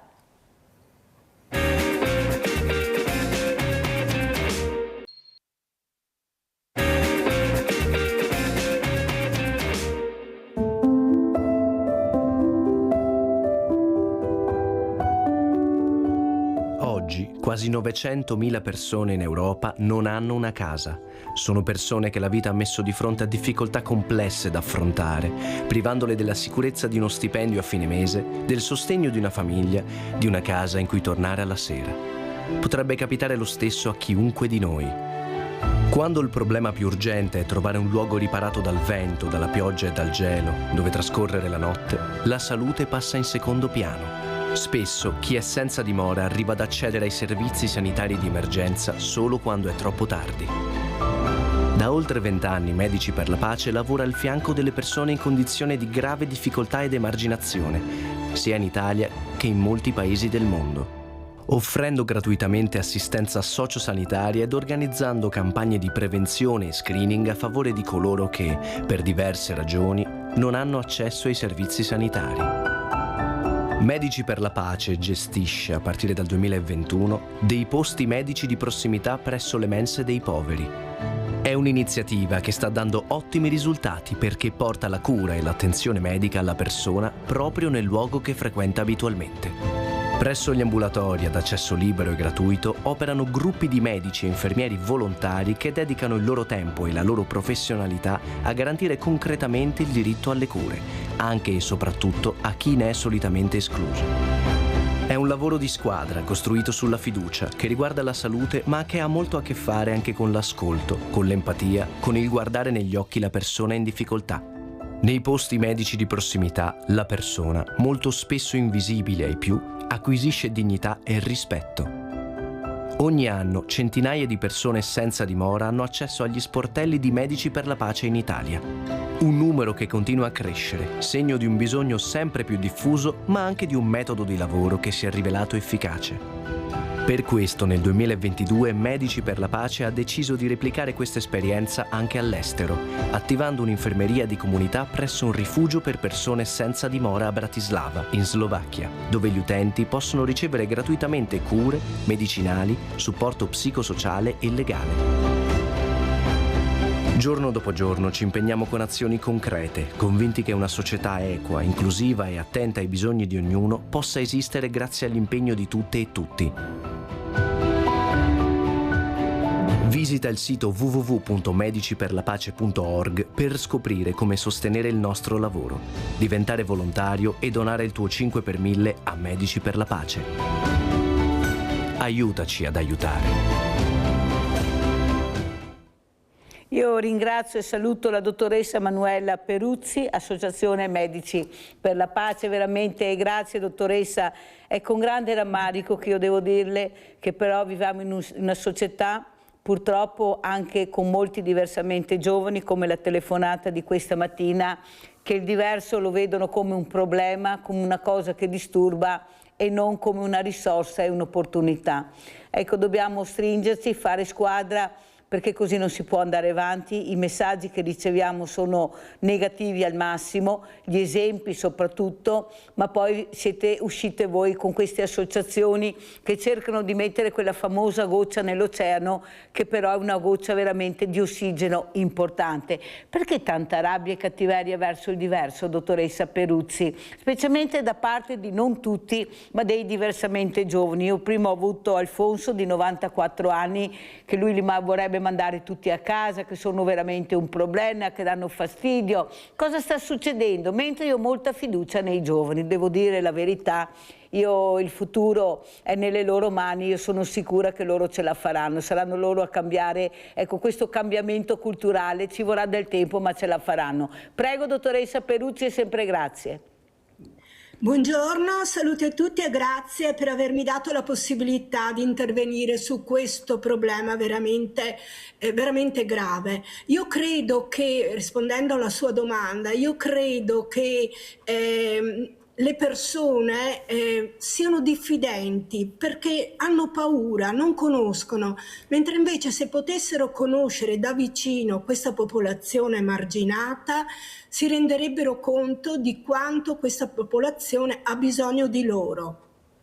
Dottoressa Peruzzi, eppure è un sistema che fa acqua da tutte le parti perché non c'è abbastanza informazione, sì informazione sugli esempi negativi ma non sui positivi, eppure se veramente andiamo a vedere ci sono, è come quegli egiziani che si sono buttati su quel ragazzo che aveva fatto questa strage a Modena, ecco sono egiziani, ecco loro sono persone, perché sempre distinguere la nazionalità invece, come dice lei, di capire chi hai di fronte? Perché hai così tanta paura? Ma qualcuno questa paura l'ha ampliata con questi esempi negativi e non con gli esempi positivi. Prego, dottoressa. Ecco, io credo che tutte le persone sono positive, sono persone che soprattutto questa tipologia di cittadini, io li chiamo cittadini perché vivono nelle nostre città, hanno diritto ad essere aiutati, hanno diritto ad avere gli stessi diritti, scusate la ripetizione, di tutti gli altri cittadini, perché lavorano e purtroppo sappiamo che lavorano in condizioni disumane perché non hanno le stesse tutele che hanno i cittadini italiani, purtroppo, e tanti di queste persone che noi vediamo negli ambulatori purtroppo soffrono di patologie legate anche al lavoro, alle condizioni di lavoro che sono costretti ad accettare, lavori che i nostri concittadini non vogliono magari più fare perché sono pesanti, perché sono insudicianti, perché il lavoro che rimane è un lavoro povero ma anche faticoso. Pensiamo al lavoro nei campi, al lavoro nelle situazioni, nei cantieri. Ecco, sono magari lavori che i nostri non vogliono fare, non accettano più di fare e che loro sono costretti ad accettare anche in condizioni di non sicurezza. Allora andiamo a vedere anche il secondo video che ha mandato la dottoressa Peruzzi per far capire anche quanto importante è questa organizzazione, questa associazione, per anche far capire il modo di includere, ecco, di essere delle persone. Andiamo a vedere Medici per la Pace al sorriso.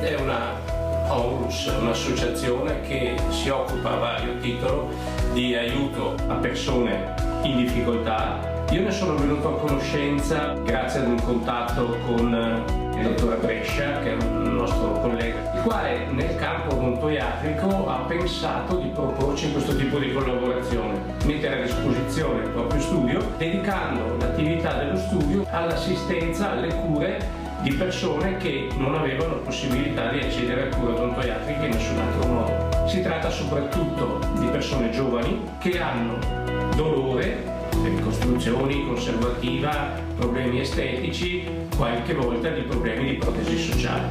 Con un impegno relativamente modesto riusciamo a dare delle soddisfazioni a questi pazienti che altrimenti non avrebbero altra strada da poter percorrere. Il progetto ha riguardato un certo numero di odontoiatri, ma siamo sempre alla ricerca di nuove persone, in modo da collaborare con questo tipo di operazione.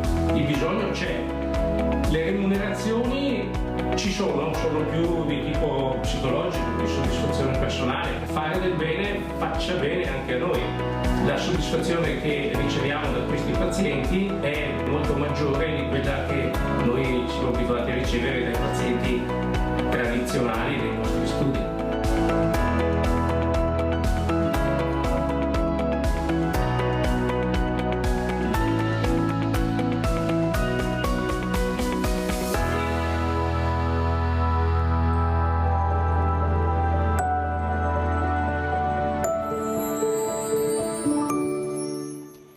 Allora, dottoressa Peruzzi, io vorrei parlare anche con lei, che l'ha spiegato anche molto bene, i diritti e i doveri. Io ricevo molte telefonate purtroppo da persone che dicono non è giusto, io pago le tasse e gli altri non fanno niente, non pagano niente, non possiamo curare tutti, non possiamo che venga qua il mondo. Ma voi andate nel mondo però ad aiutare. Ecco, c'è questa forza della natura che è il mondo del volontariato, che cerca invece di far capire l'importanza della fragilità e di aiutarla. Prego, dottoressa Peruzzi. Sì, la nostra è proprio, diciamo, l'obiettivo della nostra associazione è quella di aiutare, di sostenere le persone che si trovano in stati di marginalità, le persone deboli, le persone che non hanno assistenza sanitaria, perché comunque sono persone che vivono nel nostro paese, che lavorano per noi, come ho detto già prima. Quindi la nostra missione e i nostri sforzi sono proprio dedicati a quelle persone che non hanno diritti, che non hanno tutele e che sono emarginate, sia da un punto sociale ma anche sanitario.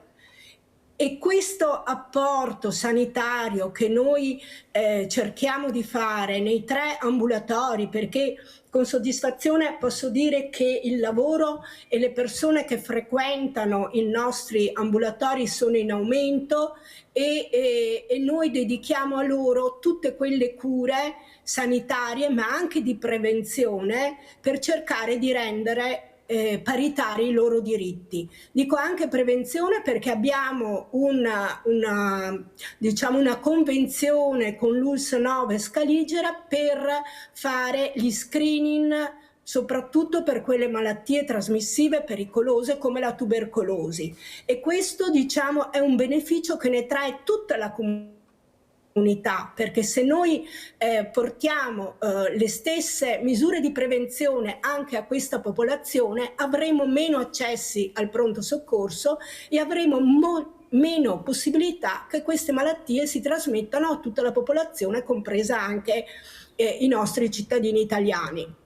Come risponde la città di Verona e soprattutto i giovani di Verona, la comunità di Verona, a questa associazione che sta cercando di proprio di mettere in pratica la parola inclusione, cura, aiuto? Prego.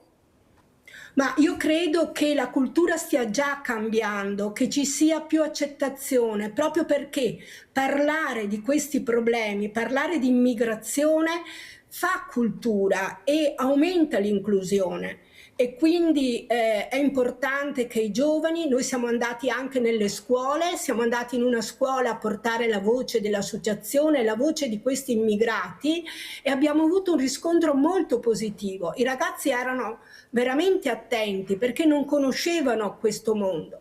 E il problema poi non è solo degli immigrati, cioè di persone che provengono da altri paesi, ma il problema che sta aumentando è anche che coinvolge i cittadini italiani in stato di povertà. Noi abbiamo negli ambulatori diverse persone italiane che frequentano appunto i nostri ambulatori perché non hanno denaro, perché non hanno la possibilità di acquistare farmaci. Ecco, questa è un'altra cosa importante, perché nei nostri ambulatori distribuiamo anche farmaci che provengono dal banco farmaceutico, perché c'è una rete solidale di farmacisti che mettono a disposizione gratuitamente farmaci proprio per i nostri ambulatori.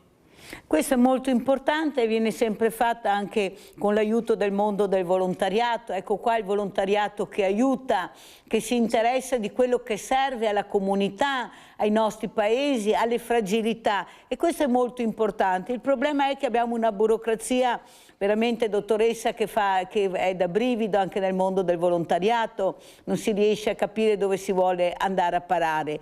Però io sono sempre convinta, e lo dico dottoressa, che il politico di turno passa, il volontariato rimane. Ecco, saremo anche in meno, un domani non si sa, però rimarrà, non c'è niente da fare. Ecco, serreremo le file, vedremo come andare avanti, ma ce la faremo. Però lei ha detto una cosa importante. Io ho un banco solidale dentro l'interno dell'ente provincia di Treviso, l'unico banco alimentare, lo dico, all'interno di un ente pubblico in Italia, e oggi è aperto, ad esempio il martedì e mercoledì siamo aperti, e quello che vedo è quello che sta dicendo lei, e quello che mi preoccupa, sa cos'è? La solitudine e la rassegnazione di queste persone che non riescono a essere visibili. Ce ne sono tanti come te, non posso aiutarti, non ci sono case, ecco, non riesco a inserirti in un circuito di aiuto. E allora, dottoressa, io mi domando, ecco, quanto importanti invece sono queste trasmissioni come la mia, come altri che fanno, per far capire quello che c'è nel territorio, dove puoi appoggiarti, a chi, per i giovani che sanno abituare agli strumenti, c'è internet, ma per quelli che non sanno adoperare, che sono i nostri diversamente giovani, sono molto preoccupata. Perché non c'è ascolto, è là il problema che manca, l'ascolto di queste persone che ci hanno fatto anche diventare grandi e per poi i motivi della vita purtroppo sono ridotte a 500-600 euro di pensione e non ce la fanno. Allora cos'è la fragilità? Secondo lei, dottoressa, anche la fragilità, e l'abbiamo vista anche dopo questa pandemia, danno tutti la colpa alla pandemia, ma è emerso il sommerso che non si voleva vedere, che è la solitudine, che è la voglia di curarsi anche, ma non ce la faccio. Adesso c'è la fame, un'arma micidiale, voi siete nel mondo, hanno operato l'arma della fame per far morire le persone. Non pensa che forse dovremmo unire di più le forze e capire che forse tutti quanti, se ci uniamo e uniamo le forze, riusciremo a sconfiggere i famosi Erode che ogni volta ci sono nel mondo? Allora, io credo che ci sia bisogno di interventi strutturali. Io credo che ci sia bisogno di farsi carico di questa popolazione, di questi immigrati, non solo quando succedono fatti negativi, ma bisogna farsi carico della nostra accoglienza, cioè un'accoglienza che non può essere solo rivolta agli aspetti sanitari per tamponare problemi sanitari. Un'accoglienza che si faccia promotrice di professionalizzazione di questi immigrati, di inserimento con corsi di lingua, aiutandoli a trovare lavori regolari, cioè ci dovrebbe essere una rete non solo di solidarietà, ma anche una rete istituzionale di accoglienza. E l'accoglienza non vuol dire prendo le persone e do solo magari una casa, che anche quella sarebbe importantissima, ma mi preoccupo della loro formazione e della loro capacità e sviluppare le loro capacità, perché ci sono immigrati che sanno fare dei lavori e che quindi per l'Italia e per il nostro paese potrebbero essere una ricchezza da sviluppare. Ecco, questo secondo me sarebbe importante, e continuare a fare cultura nelle scuole, cultura nel mondo del lavoro, sulla presenza di queste persone e facendoli conoscere, perché è la conoscenza che ti evita le paure del diverso, no? Esatto, la paura del diverso. Però, dottoressa, bisogna capire se hai una politica che unisce o che divide, oppure se va bene questo sistema. Come si fa a non capire che ci sarebbe l'opportunità di aiutare, di stare tutti in pace in comunità? Ma finché si divide e si alimenta l'odio, la paura, non si va da nessuna parte. Ecco, com'è nel mondo? Cosa sta vedendo? Abbiamo 77 guerre, dottoressa. Ecco, invece di diminuire aumentano, e quando iniziano si fa fatica a farle terminare, ma alla fine c'è solo la parola business, potere, soldi. Questo è il significato della guerra. I giovani sono stanchi, cominciano a protestare anche in maniera forte, saranno la nostra salvezza, io penso, come sono dell'idea che la bellezza salverà il mondo, la cultura, l'investimento nella cultura, l'investimento strutturale nelle famiglie. Cosa ne pensa, dottoressa Peruzzi? Come le ho detto, secondo me deve esserci una crescita che inizia dalla scuola e continua nel mondo del lavoro, una crescita della popolazione, una crescita dei sentimenti di accoglienza e di voglia di collaborare, contribuire all'inserimento di queste persone. Tanto è vero che i nostri ambulatori abbiamo anche mediatrici culturali.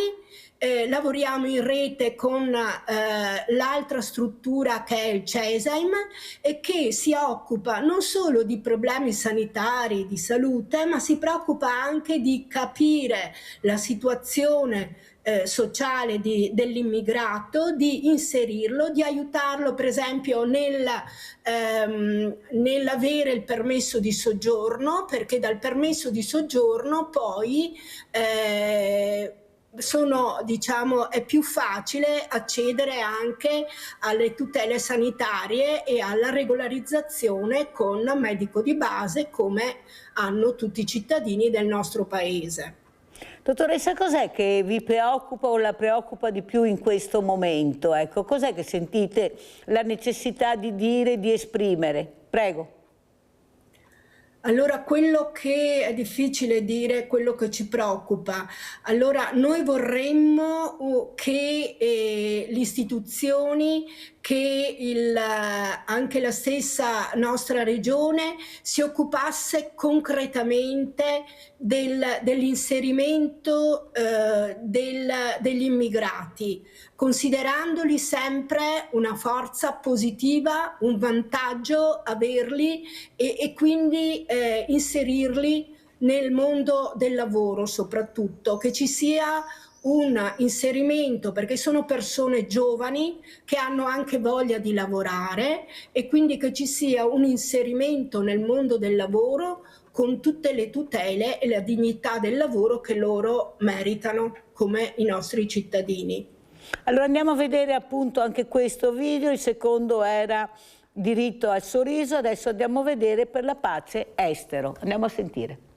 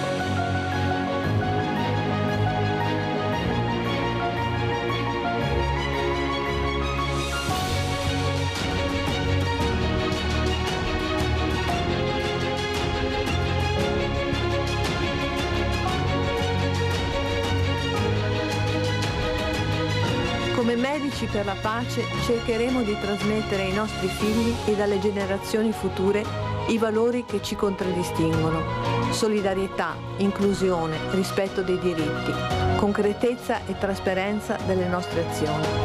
Immaginiamo un futuro in cui cure mediche e condizioni di vita dignitose siano garantite a tutti, in Italia come all'estero. Lavoriamo dal 2001 per aiutare i più vulnerabili e gli ultimi. Abbiamo operato in Asia, Africa, America Latina ed Est Europa, ma è all'Italia che ci siamo dedicati quando la crisi economica prima e la terribile emergenza sanitaria poi lo hanno richiesto. Riteniamo sia nostro compito occuparci degli anziani, degli indifesi, di chi non può provvedere a se stesso, delle mamme e soprattutto dei bambini, il futuro dell'umanità. Fare del bene fa bene. Ed è proprio vero, condivido, fare del bene fa bene. Abbiamo Daniele da Verona in linea. Ciao Daniele. Salve, buongiorno a tutti i suoi ospiti. Niente, volevo solo dire in merito all'immigrazione, al lavoro, insomma una cosa un po' in generale. Allora, intanto bisogna come dire, mettersi un attimo d'accordo fra noi, perché allora i giovani nostri o gli italiani ci dice che non ti voglio fare certi lavori. Non sono mica molto d'accordo, anche perché il fatto che fin da giovani bisogna dire devi andare a studiare, devi laurearti, devi qua. Finché fai quelle cose lì non puoi andare a lavorare nei campi, mi capisce bene, farà magari, non so, il cameriere, farà lavori più associati, diciamo, a uno che studia, prima cosa. Seconda cosa, l'immigrato che viene qua, allora due sono le cose: o c'è un'immigrazione di qualità, oppure c'è l'immigrazione come eravamo una volta, poi ci dimentichiamo che noi eravamo contadini una volta. Cioè tutti quei lavori lì umili noi li facevamo una volta. Chiaramente poi bisogna progredire, quindi nel progresso le persone sono cambiate, non è perché non vogliono fare più quei lavori lì, però se una popolazione la spingi a migliorarsi, e abbiamo esempi in tutto il mondo, io che ho girato parecchio in Europa, vai in Olanda, vai in Germania, i contadini sono tutta gente di immigrazione, perché quei lavori lì non li fanno neanche più loro. Questa è la realtà dei fatti. Non possiamo fermarci sempre a dire ma i lavori non li vogliono fare gli italiani o gli olandesi, ma è una cosa naturale. Se il popolo va a studiare, la dottoressa, anche lei va a studiare per diventare una dottoressa, non è che adesso fa la dottoressa e poi il pomeriggio va a prendere sull'insalata i pomodori.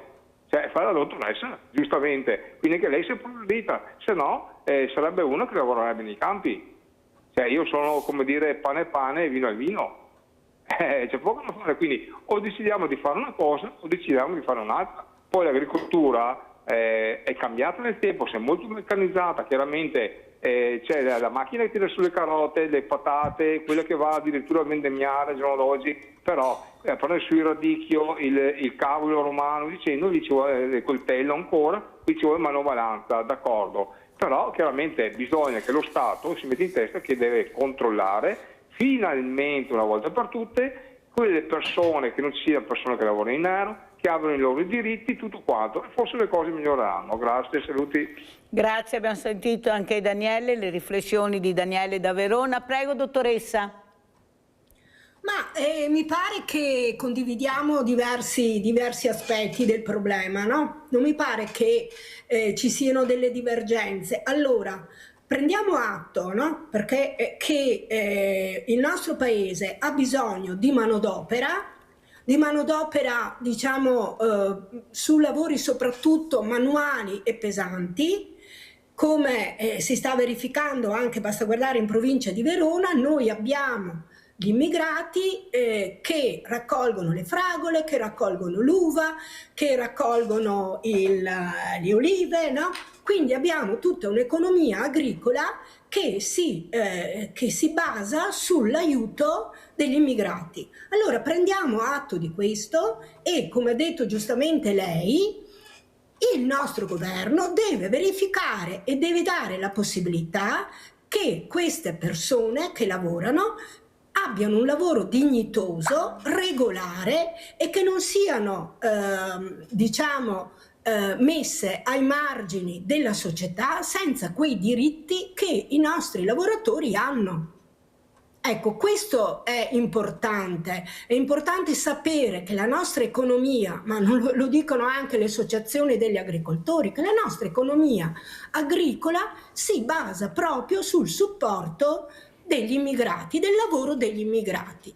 Quindi questo lavoro deve avere pari dignità al lavoro svolto dai nostri cittadini. Questo volevo dire. È anche da dire però, Daniele, che non è che siamo noi che ci inventiamo, i numeri sono numeri. Non è perché i ragazzi studiano che non sono quelli che non vogliono andare a lavorare, è che mancano quelli che lavoravano una volta, cioè quelli che studiavano e quelli che lavoravano. I numeri della demografia adesso si fanno sentire, non ci sono, Daniele. Non è che non vogliono farlo, non li abbiamo. E se anche quelli che abbiamo coprissero una piccolissima parte del lavoro che viene veramente messo, i numeri che vengono richiesti, non ci siamo proprio. I numeri sono importanti da capire che numeri ha l'Italia, che numeri lavorano, quali numeri e che età. E là è il problema. Non è che non vogliono perché vogliono tutti studiare, non ci sono più i giovani che lavorano, non ci sono. Non si fanno più figli, un po' alla volta i numeri stanno uscendo adesso e siamo in forte difficoltà. Se segui la trasmissione, che vedo che la segui al mattino, senti cosa dicono le associazioni di categoria, sono loro che hanno i numeri in mano, siamo noi che possiamo inventarci i numeri sono quelli. Hai capito, Daniele? Il problema è capire dove si vorrà andare a parare, dove la politica capirà l'importanza dell'inclusività, l'importanza appunto dei diritti e dei doveri. Capire chi ha il diritto e chi ha il dovere anche, perché non hai solo diritti, hai anche i doveri, e non hai solo doveri, anche dei diritti. E qui non ci siamo proprio, perché è un sistema che va bene a qualcuno. Te l'ho detto prima. Il valore anche di avere dei punti di riferimento non ci sono più, li abbiamo persi, i giovani sono soli, i diversamente giovani sono soli, mancano figure, mancano. Anche se ce l'hai nella carta, hai sentito mamma Iole in carrozzina con quel ragazzo da 40 anni a letto immobile, che lei se lo cura, nella carta ne ha 9 che dovrebbero seguirla. In realtà non ha nessuno, ha un egiziano che va a aiutarla al pomeriggio perché è una persona veramente con un sentimento diverso. Ma i vicini non vanno a trovarla ad aiutarla, visto che parliamoci chiaro. Non è il vicino che va a aiutare Iole, che sa il problema che ha, è il ragazzo egiziano che va a aiutare Iole nel pomeriggio. Allora dobbiamo anche dividere noi chi siamo e cosa vogliamo e come aiutiamo, come stanno facendo queste associazioni di volontariato che non guardano il colore o la provenienza, guardano la fragilità.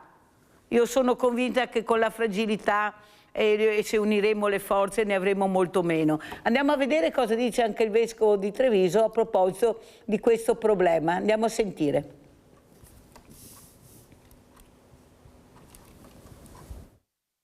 Io continuo a essere dell'opinione che non si tratta da tanto tempo più di emergenza, è una questione strutturale del nostro tempo.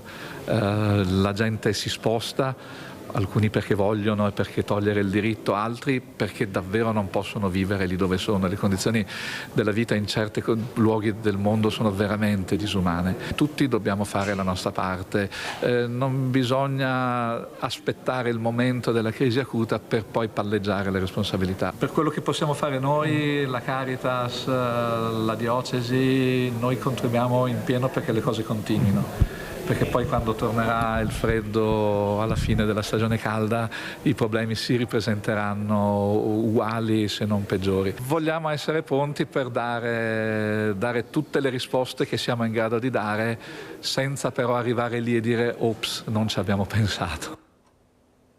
Abbiamo Adriano da Campalto, vai Adriano. Mirella, intanto buongiorno a lei. Buongiorno. Buongiorno Mirella, però Mirella ti chiedo scusa, sono un po' seccano nei tuoi confronti, ti spiego perché. Perché tante volte te parlo e dopo arriva sempre che quando che parlo mi chiede sempre urgenza che qualche ha e lì questo mi dà molto fastidio perché vorrei parlare con più serenità, con più tranquillità. Allora dico una cosa, abbiamo le carceri, va bene, che sono piene appositamente di ragazzi giovani, ok? Perché non aiutarli invece di tenerli 24 ore dentro o 22 e far 2 ore? Perché non portarli a capire cos'è il sociale, cosa vuol dire aiutare gli altri? O prendere queste persone che sono lì, che non fanno niente dalla mattina alla sera, poterli usufruire per legge, dico, ok, pagandoli, ok, va bene, di dare la possibilità loro di, se c'è bisogno sul campo per l'uva, se c'è la frutta, se c'è quello, l'altro, poter queste persone lì che noi paghiamo le tasse, va bene, e quindi in sostanza dico, perché non possiamo usufruire di queste persone che alla fine hanno bisogno anche di crescere, perché lì ho capito che stai 2 ore a pensare, perché 2 ore sono diarie, però alla fine c'è bisogno che queste persone qui siano anche impegnate col cervello.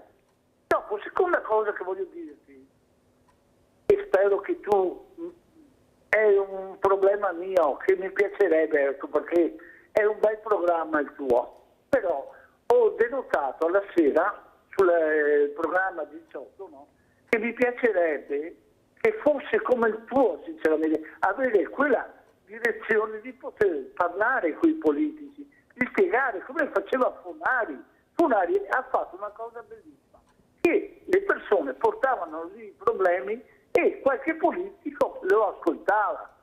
Qui vediamo che fanno tanto bla bla bla al programma, però alla fine cosa hanno risolto? Niente. Vorrei portare questo programma a te soprattutto, va bene, alla tua Antena Veneta, perché è interessante, va bene, di poter portare, avere il diritto sacrosanto di avere una telefonata, di portare direttamente col politico certi problemi. Allora forse qualcosa cambierebbe, perché capisco che ti fai bello, vai in televisione, ma alla fine non hai mai risolto nessun problema. Allora io ti direi a te che sei una brava persona, perché io ho rispetto di te, va bene? E quindi vorrei dire al tuo direttore di poter alla sera portare alla gente, non mandare i messaggi, ma poter parlare direttamente col politico e farmi capire se sta lavorando seriamente le cose, perché Svegliati Veneti è fatto per questo, e io vorrei portare Svegliati Veneti alla sera, quando sono le 9 che c'è il direttore, portare direttamente, se è possibile, perché non è possibile che queste persone si fanno belle e dopo noi restiamo ma che messaggio? Fammi fare una chiamata diretta e poter parlare con questo politico che si prenda le tue responsabilità, perché tu hai detto una cosa giusta.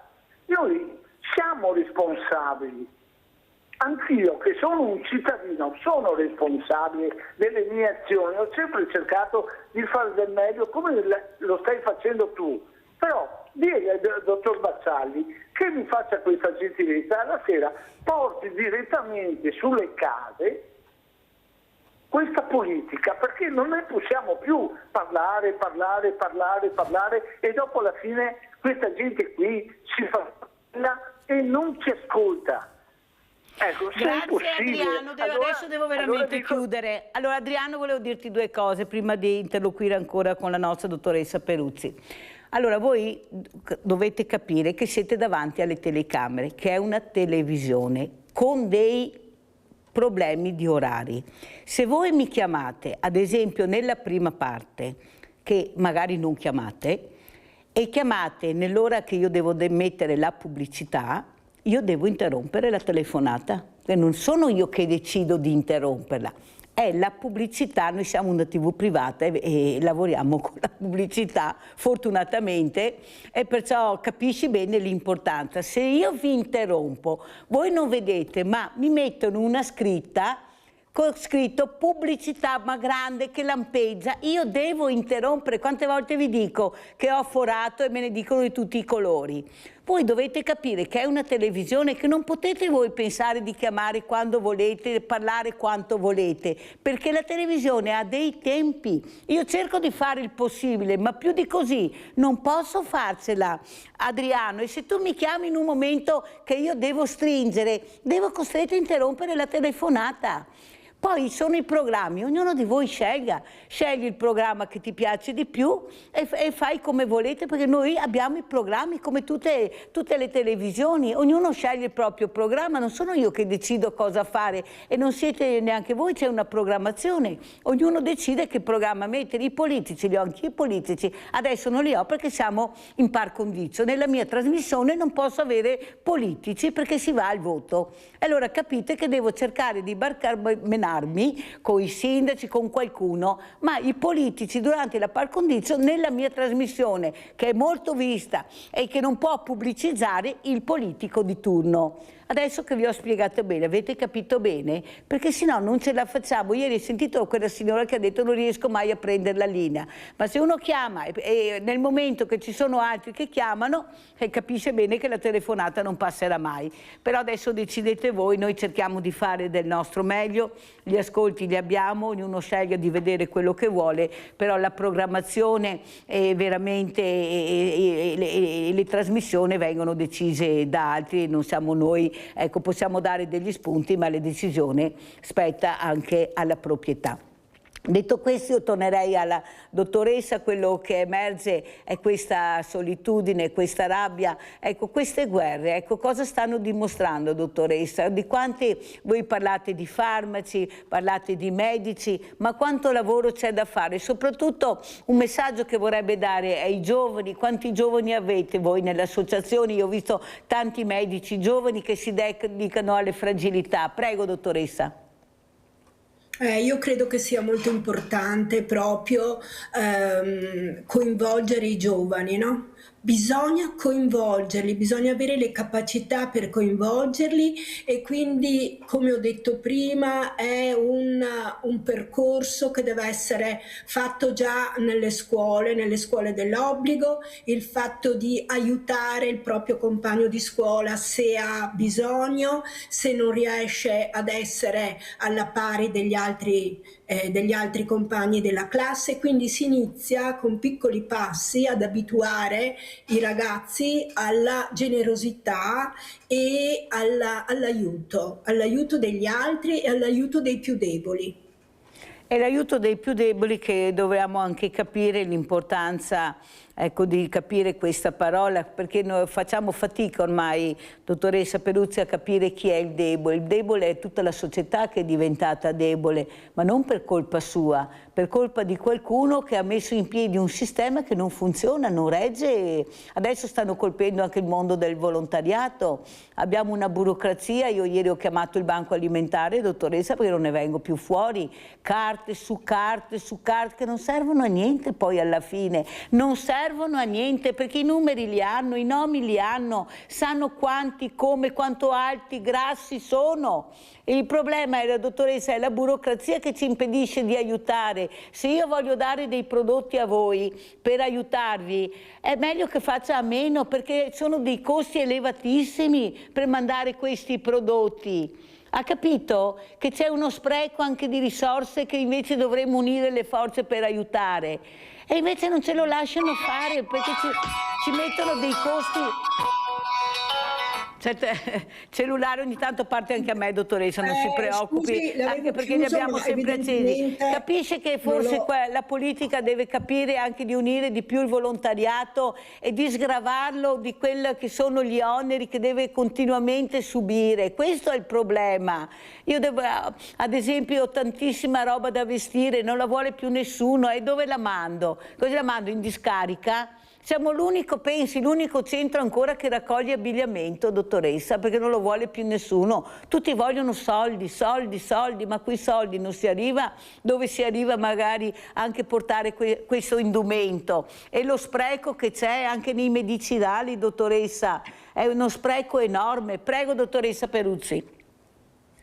Sì, è chiaro che siamo e che viviamo in una società dove effettivamente il recupero è difficile, però ci sono delle associazioni che raccolgono, per esempio, come diceva lei, i vestiti, che raccolgono l'abbigliamento in generale, e quindi io vedo che si sta muovendo qualcosa, e quindi è importante proseguire e continuare su questa strada, quello proprio di pensare che ci sono altre persone che potrebbero essere, diciamo, che noi siamo utili a loro proprio per poter vivere una vita dignitosa. E quindi con dei vestiti, ci sono le associazioni, per esempio, dove noi abbiamo l'ambulatorio, sia ai frati Barana che a San Bernardino, che l'ambulatorio è all'interno di una struttura dove vengono somministrati pasti, dove vengono data la possibilità di fare la doccia, di lavarsi, e anche ci sono vestiti, che alcuni di recupero, altri anche nuovi, che vengono dati alle persone che frequentano questi centri. È chiaro, dottoressa, il problema è che io non devo essere fortunato ad avere quell'ambulatorio all'interno di quel centro, è che devo avere quello che magari mi aspetta di diritto, gli indumenti, ma se non si fa squadra e qualcuno divide invece di unire, come l'ho detto all'inizio, capisce che non si va da nessuna parte. E questo è il grande problema. Il problema dell'orticello, dottoressa, il mio orticello ce l'ho solo io e non voglio nessun altro che lo coltivi o che mi aiuti a coltivarlo, ma si va avanti e si prosegue. Allora andiamo a vedere anche cosa è successo appunto con questi alunni e clandestini a Trieste. Vorrei sentire anche il suo pensiero. Andiamo a vedere.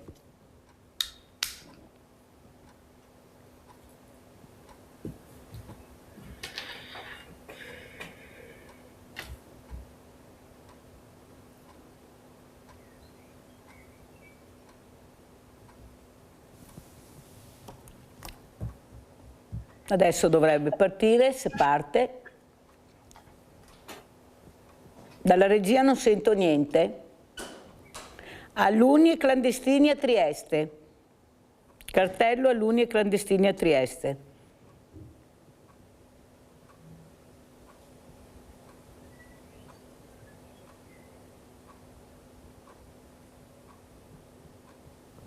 Niente, non parte il servizio, allora ne mandiamo. Ecco, è pronto? Allora ce l'ho nella scaletta, ma non importa, andiamo avanti. Allora andiamo a vedere Marostica, polemiche, scuole e sera. Andiamo a sentire. Denunce in arrivo, pretese di sicurezza, percorsi formativi e una politica in trincea. C'è di tutto nella vicenda dei ragazzini della scuola di Marostica portati tra i richiedenti asilo in Piazza Libertà a Trieste. E finalmente anche la scuola prende posizione con una circolare ufficiale. Partiamo dal principio, ovvero dal percorso di educazione civica che ha portato all'organizzazione dell'uscita. Il dirigente scolastico marosticense Gianluca Garlini fa sapere che il viaggio di istruzione si è svolto nel rispetto delle procedure interne, fra organi collegiali e consenso preventivo dei genitori. Garlini, nella sua valutazione conclusiva, dice che l'esperienza ha permesso agli alunni di constatare in prima persona il tema dei diritti umani, intesi come necessità concrete, e parla di un'alta valenza formativa. Attenzione, perché da qui in avanti il terreno si fa più accidentato. Nella circolare, infatti, si fa un chiaro riferimento al video girato all'insaputa dei docenti e diffuso sui social senza alcuna autorizzazione da parte della scuola o delle famiglie. Il dirigente lo definisce un fatto grave che lede i diritti dei minori e si riserva di agire in ogni sede. Tradotto, la scuola denuncerà chi, all'interno dell'associazione Linea d'Ombra, ha pubblicato sui social i video dei ragazzini. E ora la faccenda si ingarbuglia davvero, perché sono in molti a chiedersi quali fossero i rapporti fra la scuola e le associazioni coinvolte, a vario titolo, nel percorso che ha portato alla trasferta in Piazza Libertà. Proprio qui, in Piazza Libertà, si pone infine il punto interrogativo più grande di tutta questa vicenda, al netto del battibecco politico e delle prese di posizione. Già, perché la scuola sostiene che l'iniziativa si è svolta in condizioni di piena e totale sicurezza. Ma a Trieste non risultano comunicazioni ufficiali alla questura o alla prefettura e chi bazzica la cronaca cittadina sa che quella zona è presidiata costantemente dalle forze dell'ordine. Lo stesso sindaco di Trieste, Roberto Di Piazza, e il prefetto Giuseppe Petronzi hanno espresso dubbi sul fatto che in quel luogo si possa parlare realmente di sicurezza.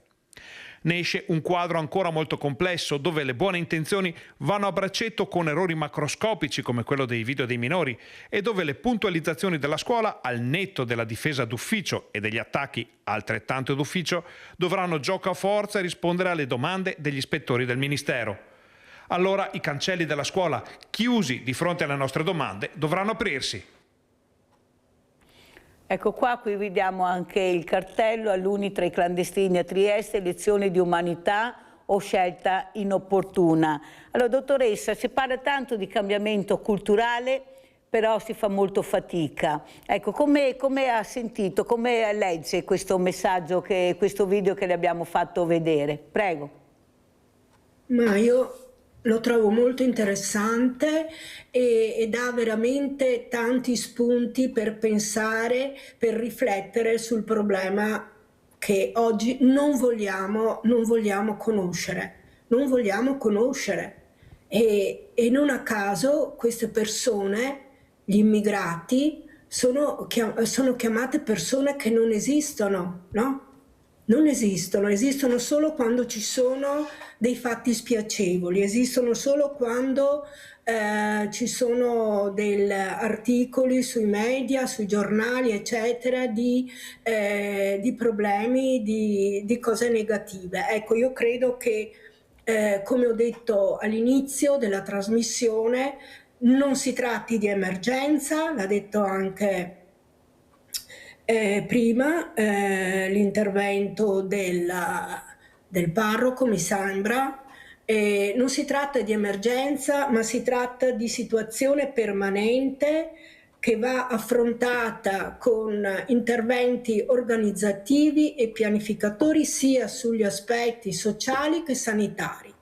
Ecco, solo così riusciremo a risolvere o comunque a portare degli elementi positivi a questo fenomeno, e credo che la scuola debba essere protagonista e quindi deve aiutare in questo percorso di inclusione dell'immigrato.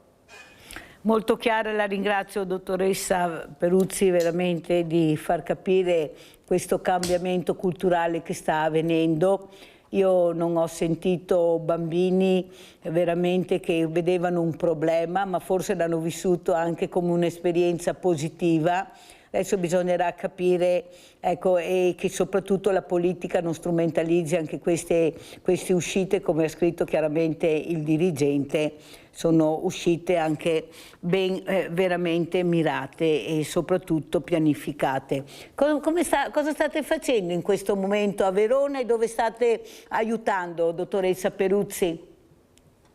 Allora, come ho detto prima, noi abbiamo 2 ambulatori già dal 2021, adesso abbiamo un terzo ambulatorio, sono ambulatori che si trovano all'interno, vicino alla popolazione immigrata, perché si trovano all'interno di strutture come conventi, come dove ci sono appunto anche altre strutture di igiene, di distribuzione di vestiti, eccetera. Stiamo facendo attività sanitaria di primo livello, cioè accogliamo tutti gli immigrati che hanno problemi di salute, li seguiamo anche nel tempo con farmaci, facciamo interventi anche manuali, quindi di medicazione di ferite, di rimozione dei punti, distribuzione, come ho detto, dei farmaci e controlli rutinari della pressione, della glicemia per i malati cronici. C'è un problema grosso che sono tutte le patologie da freddo, noi diciamo, no? Che purtroppo colpiscono gli immigrati. Infatti la maggior parte di accessi ai nostri ambulatori sono nei periodi invernali per malattie broncopolmonari e purtroppo, nonostante i farmaci, queste malattie sono importanti, non riusciamo tante volte a chiudere, cioè a risolvere i problemi sanitari, perché queste persone vivono all'aperto. Vivono all'aperto, non hanno dimora, e quelle che riescono a dormire ad avere accesso ai dormitori, purtroppo di giorno i dormitori chiudono e quindi queste persone sono sulla strada e esposte a tutte le intemperie. Ecco, quindi la nostra attività è un'attività sanitaria che sostituisce l'attività che loro avrebbero diritto ad avere del medico di base. Molto chiara, io veramente la ringrazio dottoressa Peruzzi per quello che ha detto, per quello che state facendo lei e tutta questa meravigliosa squadra di medici per la pace. Capite che un po' alla volta forse tutti quanti capiremo l'importanza, ecco, di fare del bene, dico questo per tutta la comunità. Mi dicono che c'è un'altra telefonata che è in linea. Rinaldo, ciao Rinaldo. Ciao Mirella e buongiorno alla tua ospite.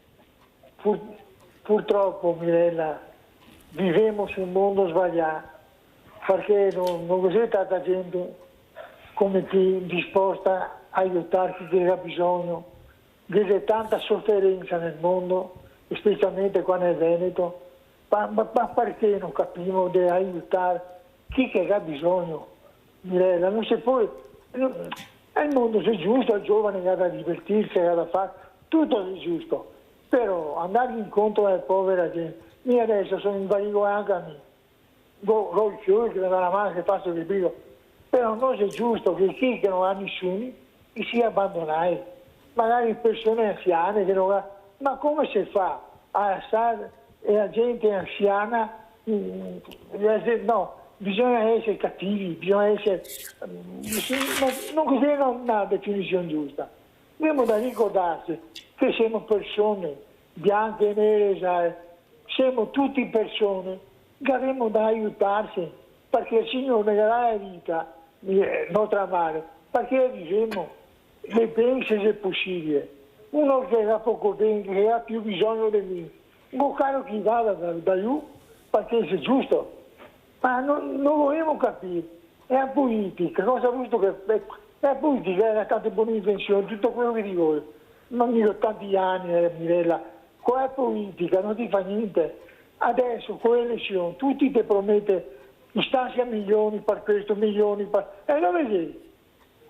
Ma mi pare, caro, sai che ha la carne che non cammino, che non fa... 2 mesi, 3 mesi che giro, ne ho comprato e finito. Ma che cosa mi cerca? Ti parli con consente, ti aspetti 3/4 d'ora prima che ti passa, ma se ti sa della vita mia sa tutto, ma stucca il bottone e vede cosa che vuoi, che so cosa fa.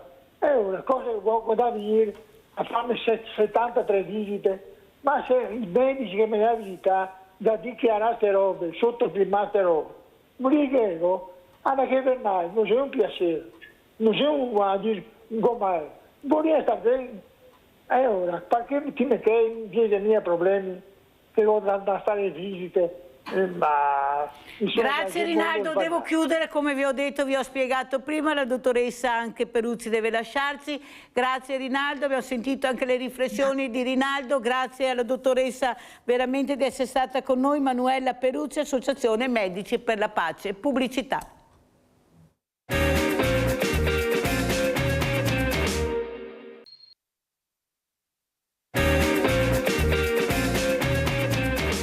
Saluto e ringrazio il dottor Simone Borile, giudice del Tribunale di Sorveglianza di Padova. Buongiorno dottor Borile, grazie di essere qui. Buongiorno a voi e grazie per l'invito. Grazie dottor Borile, avevo proprio bisogno di sentirla per capire com'è la situazione, perché le notizie che arrivano, i numeri che leggiamo sia dai media che dai mass media per quanto riguarda anche le prigioni sono molto preoccupanti. Come vede la situazione dottor Borile, lei che è in prima linea su questo? Prego. Allora, guardi, io quello che vedo all'interno di quelli che sono i trattamenti penitenziari, così vengono ovviamente definiti, cioè attraverso quel percorso riabilitativo a cui tutti i detenuti poi tra l'altro anche vengono in un qualche modo incoraggiati. Ricordiamo, perché non tutti lo sanno e poi quando esce nei giornali a volte la gente si meraviglia, ma quando noi abbiamo un fine pena che è inferiore a un certo numero di anni 4, ecco, il soggetto può richiedere le misure alternative. Ecco, quindi quando noi vediamo che alcuni soggetti durante il fine pena cominciano gradualmente a reintegrarsi nel tessuto sociale produttivo, e questo va attestato, ricordiamolo, cioè la concessione della misura alternativa, che è molto demonizzata da un punto di vista di cultura generale altro non è che un dispositivo della legge che dovrebbe gradualmente consentire al detenuto di potersi ricostruire una vita. Attraverso che cosa? Attraverso un'adeguata documentazione, d'accordo, che deve attestare domicilio, lavoro, contratto di lavoro, reperibilità. Attenzione che chi è in misura alternativa, perché a volte leggo, no? Leggo sui giornali e molto spesso i commenti sono molto taglienti, molto critici. Ecco, ricordiamo che chi è in misura alternativa è un soggetto che viene monitorato quasi quotidianamente dalle forze dell'ordine e un eventuale richiamo, ritardo o non ottemperanza a quanto disposto implica immediatamente la revoca. Non è facile acquisire misure alternative. La magistratura di sorveglianza, che è una magistratura che si occupa proprio a sorvegliare la detenzione e a garantire nuovamente, per i meritori ovviamente, la possibilità di reintegrarsi nuovamente nel tessuto sociale e produttivo, è molto difficile acquisirla. Bisogna avere comunque all'interno di quella che è la vita detentiva un'adesione a tutti i protocolli. Deve esserci una rivisitazione critica.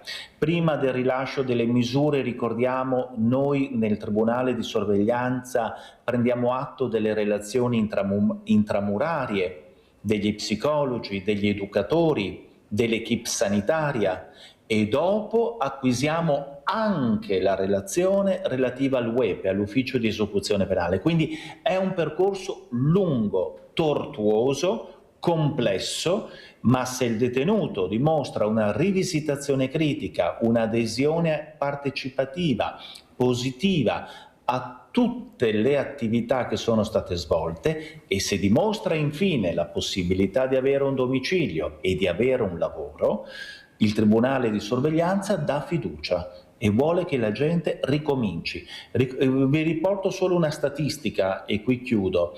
La statistica è la seguente: noi abbiamo un altissimo livello percentuale di recidiva, cioè soggetti che, ahimè, escono dal carcere e tendono a delinquere a meno che non lavorino.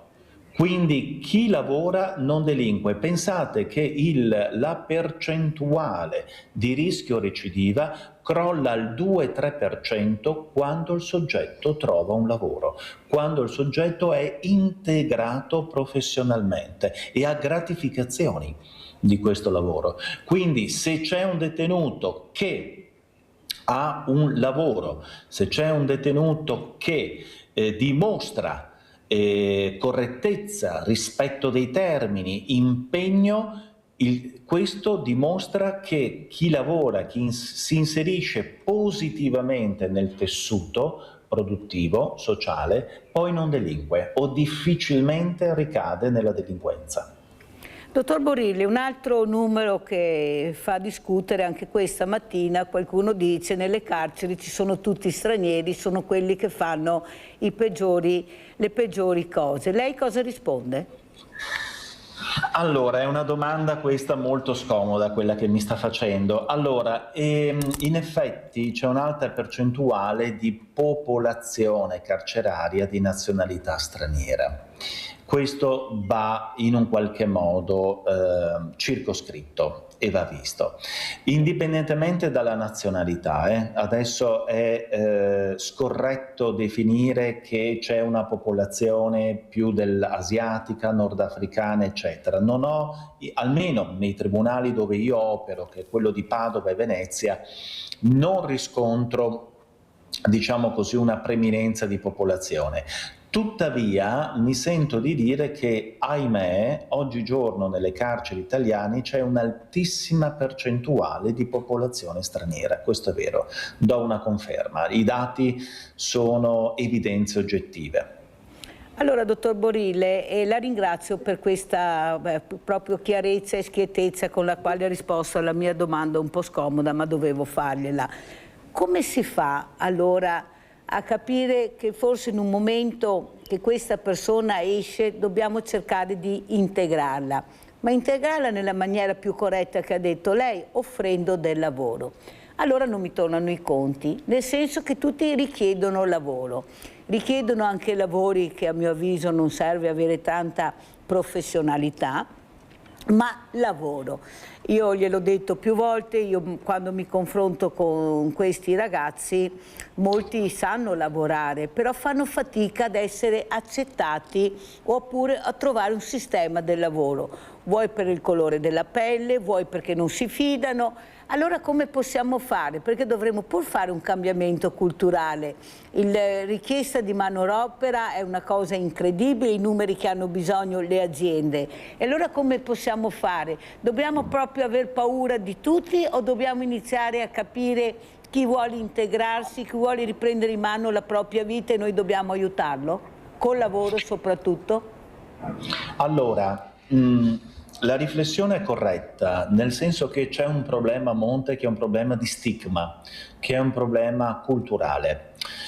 La persona che entra in carcere deve riqualificare nuovamente la sua immagine ed è molto difficile.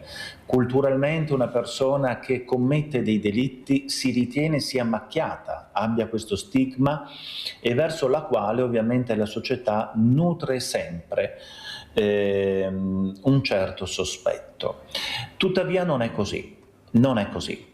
Io ho avuto modo di conoscere, di osservare. Io nella mia carriera ho elaborato circa più di 1500 osservazioni di pericolosità sociale, quindi ho espresso parere periziato più di 1500 autori di reato. Quindi ho una casistica abbastanza corposa e significativa. Significativa nell'ordine di ritenere che ci sono dei profili criminologici che probabilmente il rischio di pericolosità sociale, di recidiva è molto alto, però c'è anche gente che ha realmente rivisto criticamente la sua posizione e che ha intrapreso un percorso molto positivo. Quindi c'è la possibilità, secondo me, e viene data la possibilità e si dovrebbe dare la possibilità a talune persone, perché nella vita si può sbagliare, nella vita si può sbagliare. Le circostanze che conducono un soggetto a delinquere possono essere molteplici. Io non sto parlando di soggetti che hanno commesso una criminalità seriale, in cui lì veramente si adotta un modello comportamentale deviante, antisociale, molto utilitario dal loro punto di vista. Io sto parlando di chi entra in contatto con un momento della propria vita, con un momento di fragilità, di debolezza, in cui ha scelto di delinquere, certo, ma ha anche pagato. Io da questo punto di vista, guardi, non ho sempre lavorato nel carcere, ci lavoro ormai da 16 anni, no? Come giudice esperto di sorveglianza, e avendo avuto questa esperienza, avendo avuto questi colloqui, ascoltando tutte le sintesi intramurali, cioè le relazioni di chi opera lì, ho potuto notare che molti desiderano il riscatto, molti hanno rivisto positivamente. Ci sono persone che sono entrate in carcere, o addirittura le dico anche questa situazione qua, che non è una riflessione da poco. Il momento in cui una persona delinque e il momento in cui una persona avvia un processo detentivo o conclude la pena è un'altra persona. Noi ci ritroviamo molto spesso, soprattutto nei reati più deboli, più fragili, meno gravi, diciamo così, a dover valutare se disporre la detenzione carceraria o le misure alternative per pene magari di 2-3 anni, quindi quando siamo sotto i 4 anni, anche con la pena, è possibile già richiedere le misure alternative, ma ci ritroviamo a dover riflettere e a dover attribuire una pena, che è giusto perché è stato compiuto un reato, quando però il reato è stato compiuto 10-12 anni fa. Allora lei capisce che lì siamo in presenza di un soggetto che non è più la persona di prima, è un soggetto che magari ha famiglia, è un soggetto che magari lavora, è un soggetto che magari si è allontanato da un determinato circuito, o magari un'altra persona. Anche da un punto di vista clinico lo dico, cioè le faccio un esempio che sento, ma proprio perché si possa comprendere molto da vicino e direttamente le dinamiche che possono portare alla valutazione di un soggetto e a reintegrarlo nella società. Io sento oggi, tutti noi sentiamo per esempio il caso di Garlasco, no? L'ipotesi adesso nuova di un nuovo ragazzo, Andrea Sempio, che potrebbe essere lui il nuovo autore secondo la procura di Pavia, e c'è chi propone anche una perizia. Ma io dico, ma secondo voi questo ragazzo qui è lo stesso di 20 anni fa? Cioè, è molto significativo quello che sto dicendo perché sfugge a moltissimi. Cioè, il momento in cui una persona compie un reato, ed è giusto che abbia una pena da espiare per l'errore commesso, è la stessa persona dopo 20 anni?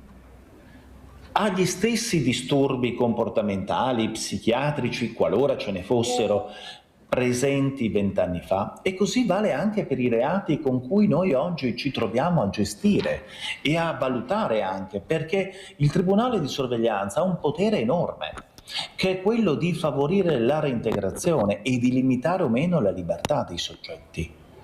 Quindi noi abbiamo la possibilità di dare a questi soggetti, ai più meritori, e lo sottolineo, e c'è una percentuale esigua, però a queste persone va data la possibilità, anche perché hanno espiato la pena, hanno avuto una rivisitazione critica, hanno acquisito, c'è chi studia, c'è chi ha avviato un'attività professionale, c'è chi ha famiglia, cioè sono elementi che vanno considerati e che io considero enormemente, e sono degli elementi che poi costituiscono la formulazione del parere di sorveglianza.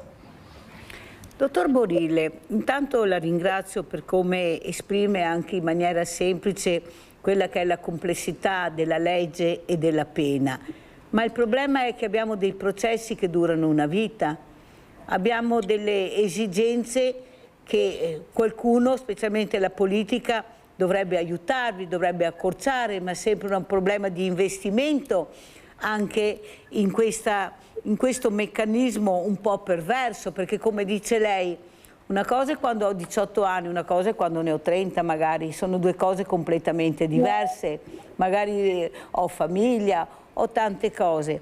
Questo la politica dovrebbe capire, dovrebbe aiutare, ecco, questi referendum che delle volte fanno solo che confusione invece che chiarezza su quella che è la realtà di cui ha bisogno la società, che è quella di avere giustizia nei tempi giusti, però che questo prevede. Prego, dottor Borile. Non so se voi mi vediate, io ho l'immagine bloccata. No, la vediamo bloccata, ecco. Ma la vediamo, dottore. Mi vedete perfettamente, perfetto, ok, ottimo. Allora, guardi, quello che lei dice è giusto ed è un problema che purtroppo è di continuo oggetto di discussione da parte ovviamente delle critiche su quello che è il modello giudiziario. C'è un problema enorme di personale.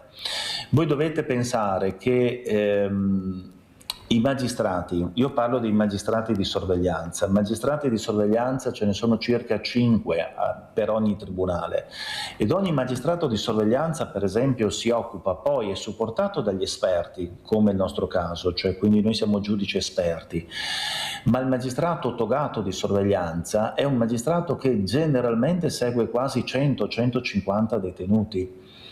Ecco, non solo, il problema sono le cancellerie ed è un problema enorme dal mio punto di vista quello delle cancellerie, perché nessun ruolo, nessun procedimento può avere luogo se prima non c'è un atto formale. E l'atto formale sono le cancellerie che programmano le udienze. Io la scorsa settimana ero in udienza a Venezia e ho avuto circa qualcosa come 85 dibattimenti in una giornata.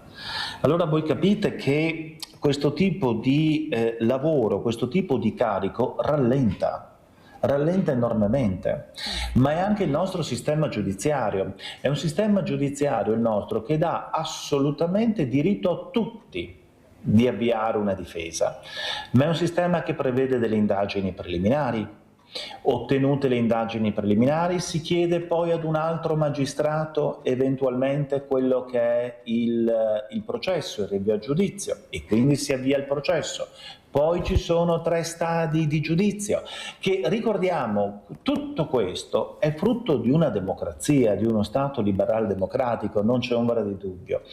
Ma io veramente mi rendo conto a volte che quando una persona entra nelle maglie della giustizia, i tempi sono lunghissimi. I tempi sono lunghissimi ed infiniti e ci sono dei soggetti che rischiano di essere logorati da questo tipo di coinvolgimento giudiziario, proprio perché la dilatazione dei tempi fa sì che la persona abbia diritto alla difesa, ma poi i gradi di giudizio ti portano inevitabilmente anche ad allungare i tempi. Dottor Borille, volevo interromperla perché c'è un caso che mi ha veramente commosso e che volevo parlarne a lei. Questo ragazzo che mi scrive è un ragazzo che viene dall'Africa, che sta scontando, come dice lei, una pena, e mi scrive: buonasera mamma, ho il cuore spezzato, ieri ho perso la mia mamma, la mia vita è finita, per ora rimarrò in casa finché non verrà sepolta. Ieri è stato un brutto giovedì per me e la mia famiglia.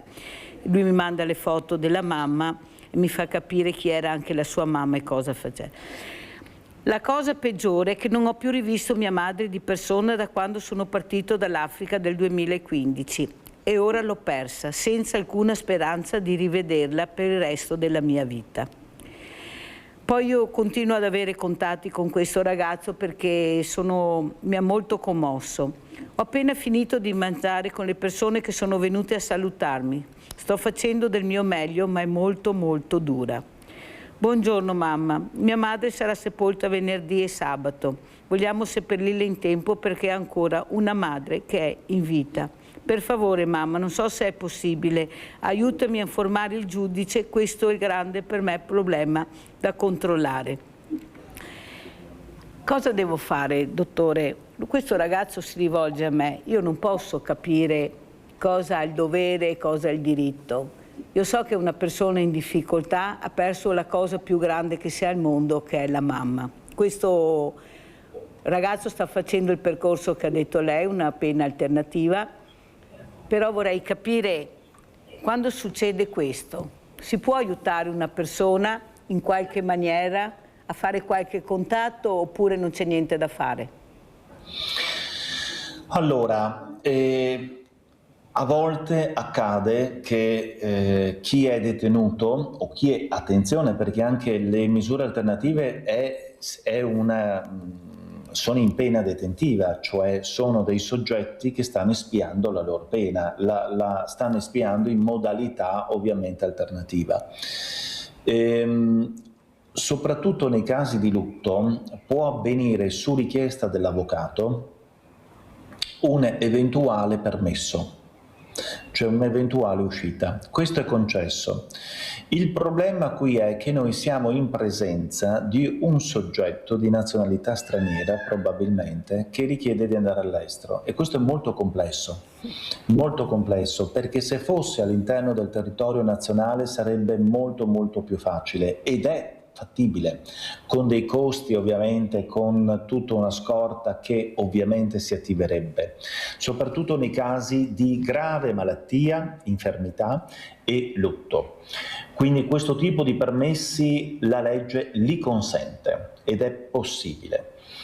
Sul territorio invece estero è molto più complesso, perché significherebbe muovere anche tutte le autorità giudiziarie del paese, e ricordiamoci che poi questi spostamenti sono a carico dello Stato, ecco, quindi sono a carico dello Stato italiano, ma poi sarebbero a carico dello Stato straniero in quel caso là. Quindi questo è molto molto complesso come caso, molto difficile, la vedo dura. personalmente. Guardi, la ringrazio, quante cose impariamo, avete capito anche voi a casa che bisogna essere a conoscenza del problema prima dei diritti e dei doveri anche per chi sta facendo dei percorsi alternativi perché ha commesso dei reati. E sulla situazione giovanile come la vede? Questi ragazzini, questi ragazzi, non solo ragazzini ma cominciamo anche ad avere 18-20 anni che ne fanno di tutti i colori, abbiamo visto gli spari contro la porta della chiesa, abbiamo visto di tutto e di più. Cosa sta succedendo, dottor Borile? Il valore del rispetto della persona sta scemando, cosa si può fare? La comunità ha sempre più paura ed è impreparata. Prego. È vero quello che lei ha affermato, siamo in una presenza secondo me di un livello, di un perimetro che può essere stato superato. Mi spiego. I giovani d'oggi non sono i giovani di 15-20 anni fa, mettiamolo nell'ordine di testa. Sono giovani che acquisiscono un paradigma comportamentale del tutto e subito, ovvero sono giovani che molto spesso ottengono e fruiscono informazioni e si relazionano con il mondo esterno anche attraverso un uso di dispositivi digitali che consente loro di avere tutto e subito immediatamente.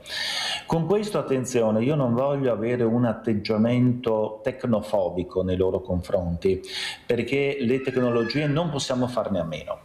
Serve una alfabetizzazione critica dal mio punto di vista, cioè un uso consapevole, perché vede, io ho timore che al giorno d'oggi il poter avere accesso, fruire a tutto, ambire anche a dei modelli da imitare, in un qualche modo conduca i giovani d'oggi ad un sistema valoriale che è molto lontano dalla vita concreta. E questo li porta a normalizzare moltissime azioni che per noi erano considerate assolutamente inqualificabili. Normalizzano, acquisiscono, si comportano in un modo tale, probabilmente a volte dicono per noia, no? Quindi come se ci fosse una forma di anestesia affettiva nei loro confronti, in cui avrebbero bisogno eventualmente di una maggiore, dal mio punto, socializzazione critica, controllo genitoriale, stimoli diversi.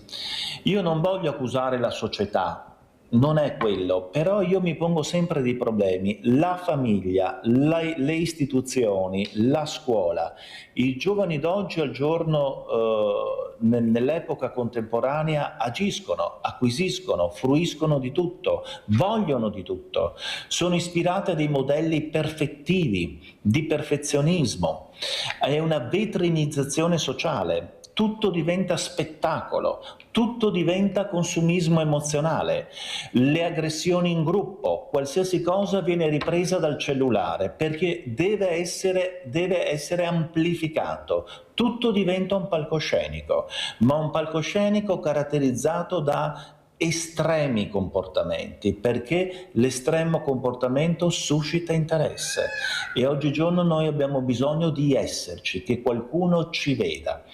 Però questo tipo di modelli, che sono dei modelli molto antisociali e anche l'anticamera di comportamenti devianti, possono essere dal mio punto di vista anche facilmente riperimetrati. E c'è bisogno di una consapevolezza critica con questi giovani. Questi giovani vanno parlati, vanno seguiti, non vanno educati col cellulare o eventualmente si attribuisce, si delega alla scuola un ruolo e un sistema valoriale che deve partire dalle famiglie. Io quando leggo eventi di cronaca o eventi anche di profondo disagio giovanile, la mia prima domanda è sempre la seguente: ma i genitori? Questo è il mio problema, i genitori, cioè la famiglia, da dove provengono questi? Cioè manca dal mio punto di vista un ruolo genitoriale che sia responsivo, perché ricordiamoci che i giovani d'oggi, è normale che il giovane tenda ad un comportamento a volte predatorio, a volte ostile rispetto al mondo genitoriale, fa parte proprio del processo dell'adolescenza, della cosiddetta adultizzazione, no? L'allontanamento dal mondo adulto, dal mondo genitoriale, e stare con i propri pari, con i propri coetanei. Ma lì all'interno, con i propri coetanei, poi si suggella molto spesso anche un nuovo sistema comportamentale, valoriale, fatto anche di illeciti, fatto anche di comportamenti estremi, ma che il gruppo gratifica.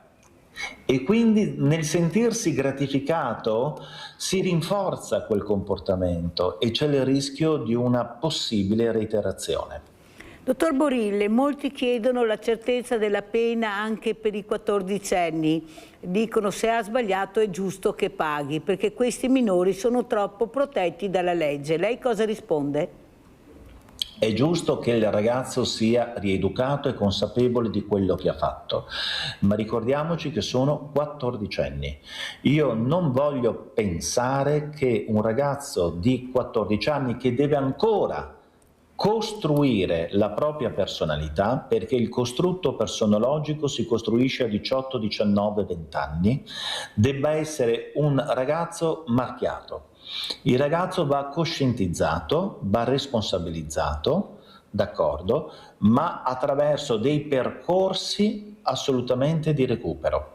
Io non posso e non voglio in alcun modo pensare di dover prevedere nei confronti di un infra-14enne una pena che sia detentiva indipendentemente dal crimine commesso. Cioè noi non possiamo pensare che un infra-14enne debba subire eventuali logiche detentive. Deve esserci un percorso di rivisitazione. Certo, ma il ragazzo di 14enne è un ragazzo che molto spesso, lo dico da un punto di vista neuroscientifico, non è in grado di comprendere la gravità delle cose. Cioè il cervello del giovane non è il cervello di un adulto e quindi entra in una dinamica che non ha un processo di coscientizzazione, di responsabilità. E quindi io devo, tant'è che la legge effettivamente dice non è nemmeno imputabile infra-14enne, mentre dai 16 ai 18 lo stabilisce un'eventuale perizia, se è in grado di. Però sì, rispondendo alla sua domanda e andando ovviamente nel diretto, sono favorevole ad un percorso di coscientizzazione, di responsabilità e di rieducazione se necessario, certo, ma non sono ad oggi favorevole ad un percorso detentivo nei confronti di questi soggetti. La detenzione trasforma e non pensate che il carcere sia un luogo performante e sempre rieducativo. Il contatto sociale con altri soggetti può a volte, attenzione, normalizzare ed costruire dei modelli emulativi che poi possono essere anche eventualmente pericolosamente riprodotti. Molto chiaro, io ringrazio veramente il dottor Simone Borille, giudice del Tribunale di Sorveglianza di Padova e Venezia, di essere stato con noi. Veramente grazie dottor Borille, so che quando la chiamo sei libero e sempre disponibile, perché noi abbiamo bisogno anche di capire, e le sue parole hanno fatto capire molte cose. Tutti quanti a casa dobbiamo riflettere su quello che ha detto il dottor Simone Borille. Grazie dottore, buon lavoro e veramente grazie a voi, grazie. grazie a tutti, arrivederci. Grazie, buona giornata, e adesso noi andiamo a vedere naturalmente il vostro assegno a chi è andato. Ciao grande famiglia, siamo a Venezia, sul Ponte delle Guglie, e io sto per incontrare, indovinate chi? Elsa, che devo riconoscerla perché ha un cappellino azzurro, un baschetto azzurro. Io non l'ho mai vista, ma poi vi spiegherò chi è Elsa. Eccola che sta arrivando perché ha il baschetto azzurro. Ciao Elsa, ciao carissima, ciao. Mamma mia, che in gamba che sei. Voi vi ricordate di una certa Elsa che poco tempo fa ha chiamato Sveglia Veneti dicendo io ho un problema con l'appartamento, pagavo troppo, adesso pago un po' meno, però mi è arrivato lo sfratto esecutivo? Eccola qua, eccola Elsa. Allora, Elsa, cosa vuoi dire? Voglio dire che vi ringrazio molto per il vostro interesse. Il vostro interesse. E c'è già qualcuno comunque che sta facendo, che sta operando. Quanti anni hai, Elsa? 83, 2 marzo del 35 Milano. Però tu vieni da una famiglia di artisti. Sì, papà mi ha fatto nascere a Milano perché ha fatto parte di uno studio d'arte, il primo che è nato in Italia di restauro di quadri importanti, infatti ha partecipato al restauro dell'Ultima Cena di Leonardo. È la chiesa di Santa Maria delle Grazie a Milano tuttora, a quell'epoca con i mezzi naturalmente modesti di allora. Ascolta Elsa, tu una cosa che giustamente dici, non è la stessa cosa cambiare casa da un momento all'altro, una persona come me, la vita mia è quella casa, perciò devono capire che anche un anziano fa fatica all'improvviso di cambiare il suo modo di vivere. Certo. Però per fortuna ho trovato tante persone carine che mi sono vicine e che io ringrazio tanto perché io sono sola. Allora andiamo.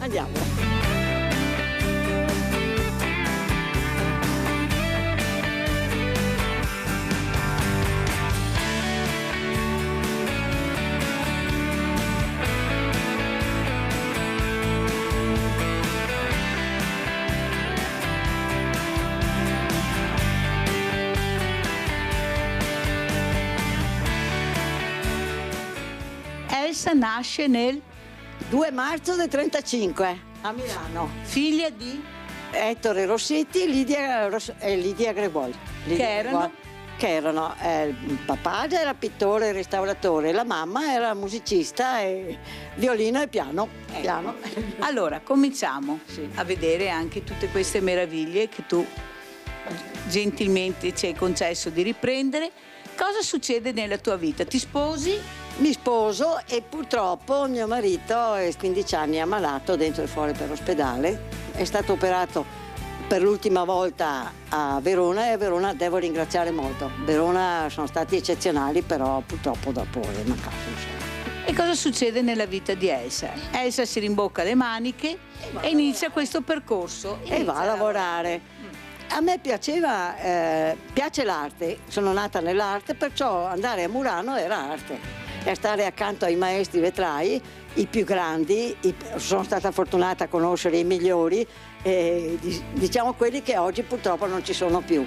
E attraverso loro io ho manifestato la mia passione per l'arte e ho cercato di informare anche la clientela, informare le persone che venivano a visitare questa isola meravigliosa che spero vada avanti ancora, tanto tempo. Ti te cacciamo sveglia Veneti perché ti ha detto mi adesso dove sei che vo a me età abituata su sta casa qua con tutte le mie robe. Allora noi altri quello che vogliamo capire e dire che volessimo un fiato di rispetto per questi anziani, perché non è facile spostare un anziano da sera a mattina e cambiargli completamente la vita, perché un giovane si adatta a tutto, l'anziano fa un po' più di fatica. Avevo chiamato la signora Mirella della Rete Veneta perché so quanto buona sia lei e quanto la Rete Veneta faccia per il pubblico, per la gente che ha difficoltà, soprattutto per le persone anziane. Le persone anziane che oggi come oggi, specialmente una donna,